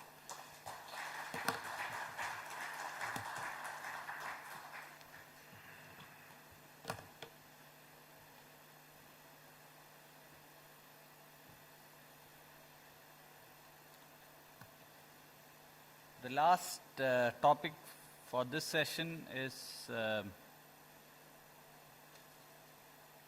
application for dredgers, Thornton bearings. And to present this, I invite Mr. Rafid Qureshi, who is the director of Ocean Power International. He has 25 plus years experience in the marine sector and has worked with Thornton polymer and other epoxy used in cold welding such as Enercon. May I please invite you on stage?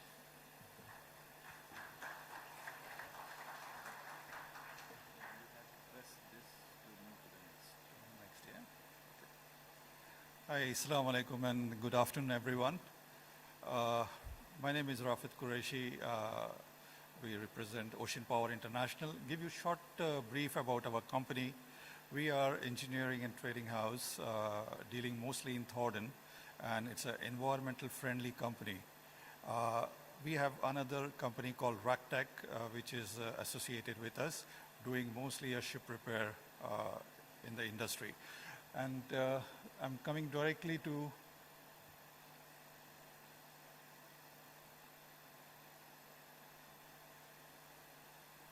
the Thornton bearing application. I'll try to keep it short as it is last presentation, and we'll see there are hardly 15-20 slides. So Thornton is a family-owned business in Canada. It's almost 100-year-old company, and they have been trying hard to change water lubricated bearings, oil lubricated bearings into water lubricated bearings. It's mostly a conversion. And the dredger industry is one of the core in our region, especially in the Middle East, especially in the Gulf region. Here what we are trying to do to replace the normal standard bearing into a Thornton composite bearing. Thornton composite bearing is easy to install and machine. Mostly, if you can see, it's a two-part bearing system. The inside is black, which is very, very good to handle harsh abrasive condition in dredging industry. And the outer shell is made up of, again, a composite material, which we are not using any metal. It's a polymer sleeve. Why composite bearings for the dredgers? Now, a dredger has, as everybody knows, has a ladder in it with a cutter shaft. So bearing must maintain a maximum life of service for dredger while running in operation. So in dredger industry, the main concept is how to avoid the abrasion. And this is where the composite bearing come into a picture. The first thing which you see is the cutter shaft. The cutter shaft is the core in the dredger. Now, composite has been used from 1970s for different application, and Thornton has come up with to replace rubber. Now, this is a proven technology, and the main customers is IHC, where they blindly put Thornton composite material in the new builds as well as retrofits. The repeat customers we have in the region is Demi, Huta, NMDC, Archiridon, to name a few. These are the few world biggest cutter dredges, which we call also a mega cutter dredges, and we have replaced all the cutter shaft bearings into a Thornton composite. The procedure is very simple. There is no much things involved. It just need a machining, putting in liquid nitrogen on dry ice. It can be shrink fitted directly into the housing. Thornton cutter shaft bearings, as you can see, it can range from 300 millimeter shaft diameter up to 1,000 millimeter shaft. The biggest we have done is Artemis, 595 mm shaft diameter, and the length up to 2.6 meters. So it cannot be fit in one single length, so it has a few sections on it, and you go one by one. After cutter shaft, the ladder, the main crucial part is your intermediate line shaft bearing, whether it is 4, 5, or sometimes 3. Now, mostly these intermediate bearings is grease lubricated. And if you do some analysis, what I have done, one company, say with 15 to 20 dredges, spend around $250,000 just to lubricate these bearings. So Thornton has come up with a unique solution to replace those bronze bearing with composite bearings. And what you need lubrication is just a seawater. This is how it looked like, and we have done a lot of conversion in the region and in the world around to replace those intermediate bearings with Thornton composite bearings, intermediate as well as cutter shaft. The ladder bearings is, again, this is a seawater lubricated, no grease is required, no pollution in the sea, and is clean up after dredging. You don't have to go with a buckets or some kind of cleaning agent. It just you're using seawater, your dredger is neat and clean. So it also have a improved safety for crew, no slippery decks anymore. This is one example we have done for Al Mahara in Singapore. We have supplied a complete set of ladder bearing. See the before and after. In the first slide, if you see a lot of blue color grease around, and that same blue color grease, if you lower your ladder, it goes in the sea. So polluting our seas and oceans. And that in the third slide, we have done replacement. You can just see water going out on the deck with no pollution at all and no grease around. So ladder bearing is used, why? To lower the maintenance cost. Able to change bearing with the shaft in place, no need of dry docking. Ship crew can change bearing easily, no need to hire any expertise. No grease, no more grease purchases. High abrasion resistant, no friction or very less friction. And the most important, the edge loading. When your shaft is idle, these bearings can take a tremendous amount of edge loading, and when in operation, that bearing can retain to its original shape and size. Other dredge applications on the dredger is a propeller shaft bearing, or rudder bearing, ladder bearing, pipe support, to name a few. You can see on the slide there are a lot of applications, and Thornton has come up with a lot of different grade of material. But here specifically we are talking yellow one, which is a composite bearing, and the black inside, they name it as GM2401. For the propeller shaft bearing, this is the one unique application. It outperforms any bearing in the world, especially even the rubber, by 2:1. This bearing is, the name is a river tough because it was successfully used in Mississippi River in US. As most of you know, the Mississippi River is very dirty, very muddy, has a lot of silt in it, and no bearing can last in that river, as well as the protection of the shaft. So this is an example of a push boat where you have seen two propellers have been replaced with river tough bearings, and it lasted 2 to 3 times that of the rubber bearing, which is cutlass bearings. Easy to install, no high-tech things are required. Just put in dry ice or liquid nitrogen, the bearing will shrink, put it in the housing, and in 15 minutes, your job is done. No need of any hydraulic equipment to do the fittings. This is a typical bearing abrasive done by the third party in Connecticut in USA.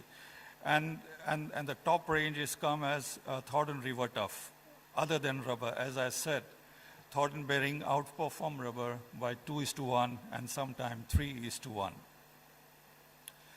This is the River Tough bearing we have installed and has proven that the wear ratio is negligible in 6,000 to 7,000 hours.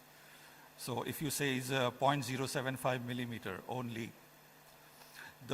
If you have shaft liners hardened above 40 HRC, this can also save your shaft and the propeller shafts. These are the few examples of the conversion from oil lubricated to water lubricated. We have done this shafting in 2001. Why people will use, especially the owners? Because it has a long wear life, the bearing wear very gradually, and the planned maintenance can be done. Depending on the design configuration, composite can be replaced in situ without removing the cutter shaft. So this has been a unique design by Thornton Canada to do a in situ repair of a cutter shaft without removing and doing the dry docking. This do a lot of save cost for the owner especially. And the conclusion is it has a proven track record of 100 years, proven technology. You have a lot of references around, design and installation done in-house with Thornton, global service offices available around the world. Ease to maintenance. This is a unique point in Thornton. All the Thornton products are designed to eliminate in grease and oil. This is what we are focusing around the world now to how to save our ocean and seas for our future generation. There is one article I have read. There are around 50,000 vessels, more than 1,000 GT, that you can say 98% of those vessels are running on oil. Only 2% of vessels who the owners are little concerned about the oceans are going for water lubricated bearing shaft systems, or they are doing conversion from oil to water. So that was a short and quick presentation. Hope you have enjoyed. Any questions? I think it's time for lunch for everyone. Thank you, Shiptek, and thank you everyone for joining this one. Thank you.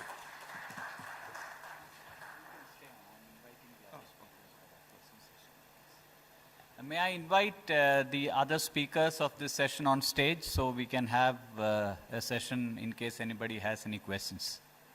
May I invite all these speakers on stage, please.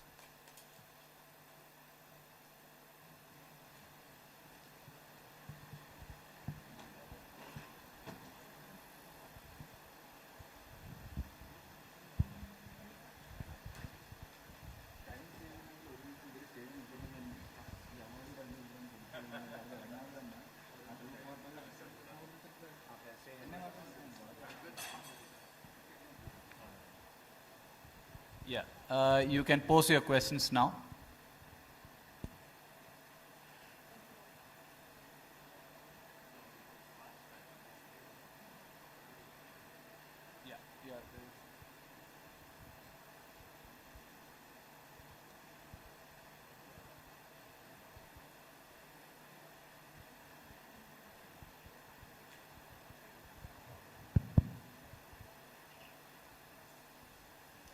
Hi, I'm Siddhartha from Solus Marine Services, and my question is directed to the Inchcape presentation.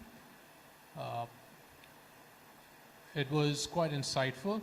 My only question is, there was a lot of discussion and a lot of talk on how the welfare of the crew is really important. So my question to you is this: what is Inchcape doing actually in practice? Because I felt that was not really shown in the presentation. Perhaps one or two examples. Thank you. We are agents at the end of the day. A lot of things that we do is on behalf of the owners, on behalf of the principals, operators. What we are doing ourselves is to ensure that at least all the facilities that we have are updated and follow the strict regulations and requirements, so that at least any crew that we handle, we can always be assured that they are being handled in the best way possible. So that's something that we take on ourselves. As you can imagine, that also comes with a cost, and I think you mentioned that the cost falls to people who maybe should not be accepting that. But at the end of the day, that's cost for us as well, but that's the cost that we take into our own account as well, because we believe that this is helpful for crew members. So that's one of the examples. Another example, and this is something actually that I found out also a few weeks ago, I think, where one of our operators advised us that he'd gone to on board a ship, and he found out from there that one of the crew members, for example, had a dentist or dental issue. And unfortunately, that the regulations required that we could not really bring him or assist him to come out of the port. We've somehow managed to find a way to get the dental fixture done in the port itself. I mean, these are things that we could easily have said, no, it can't be done, right? It's not within the regulations. But some of these kind of things, we also understand that these are human issues, right? And we have to deal with them, and we have to find solutions for them. So maybe if that helps you.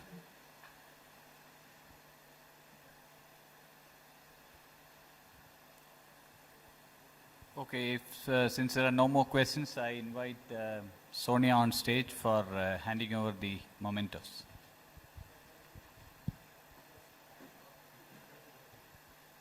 Please stay back. So without further ado, I invite proudly Dr. Sohan Roy, President IMC, to kindly join us on stage, sir. to hand over the certificates.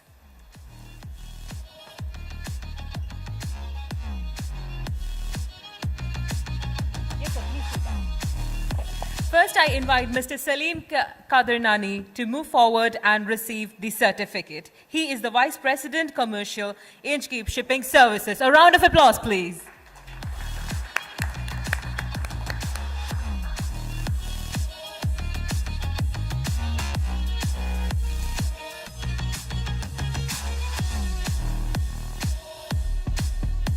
Thank you, sir. Thank you for your support.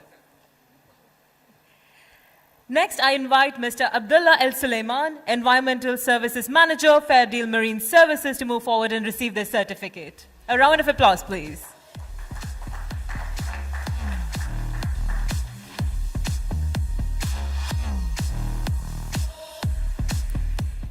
Next, I invite Mr. Jamil Ahmed, Managing Director of Terminal Subsea Solutions Marine Services, LLC, to move forward and receive the certificate.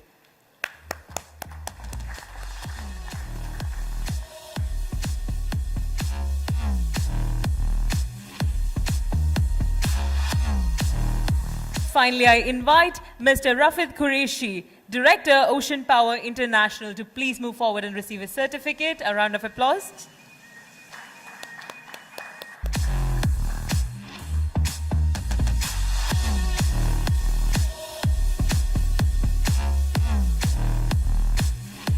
Can we please have the moderator, Mr. Naveen Nair, also on stage for the group photograph?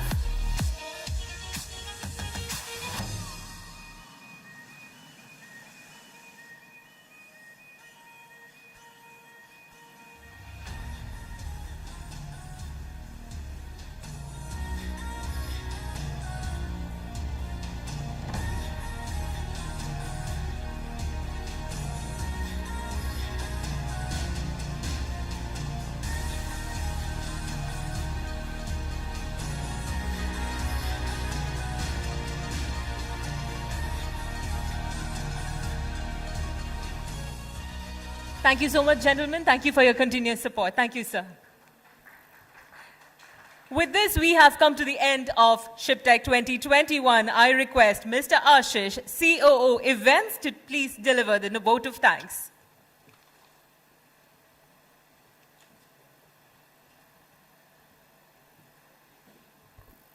Thank you so much, Sonia, for your support and a wonderful comparing. Thank you so much. What a days it was. Like it's 2 days, we were having a good networking. We were having some of the great minds here under one roof. And, you know, I cannot be more satisfied with seeing the good turnout on both the days, which were beyond what we were expecting. So thank you all for your all support, and we hope like we will be having the same support in our future events to come. As an organizer of one of the top premium maritime events, Shiptek, I'm truly blessed to see the support. What good turnout we were having yesterday for our conference and awards, the same turnout we saw today itself.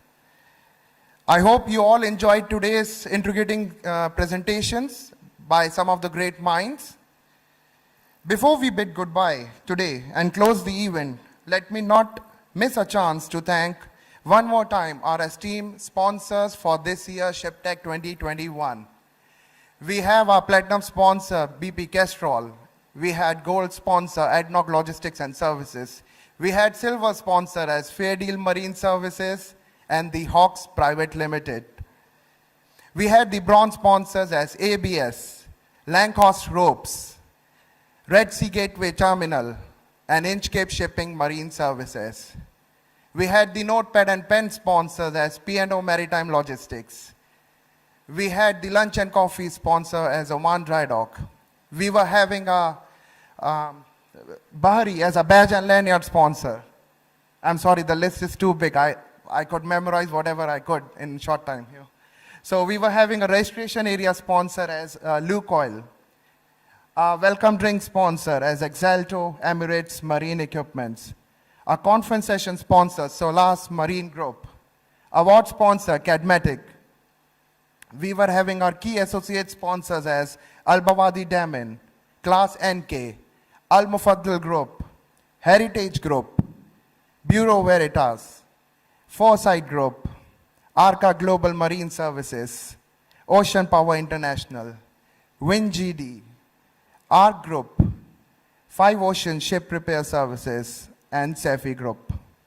We thank you all the sponsors. We thank all our presenters. We hope to look forward on our next year, Shiptek 2022. And we announced the date as 7th and 8th of March 2022 here in Dubai. We look forward to see you all. Thank you so much. And the lunch is served outside. And please enjoy the lunch, have a good networking, and a safe drive home. Thank you, everyone. Can we have one last time a round of applause for each one of us? Thank you. Thank you all.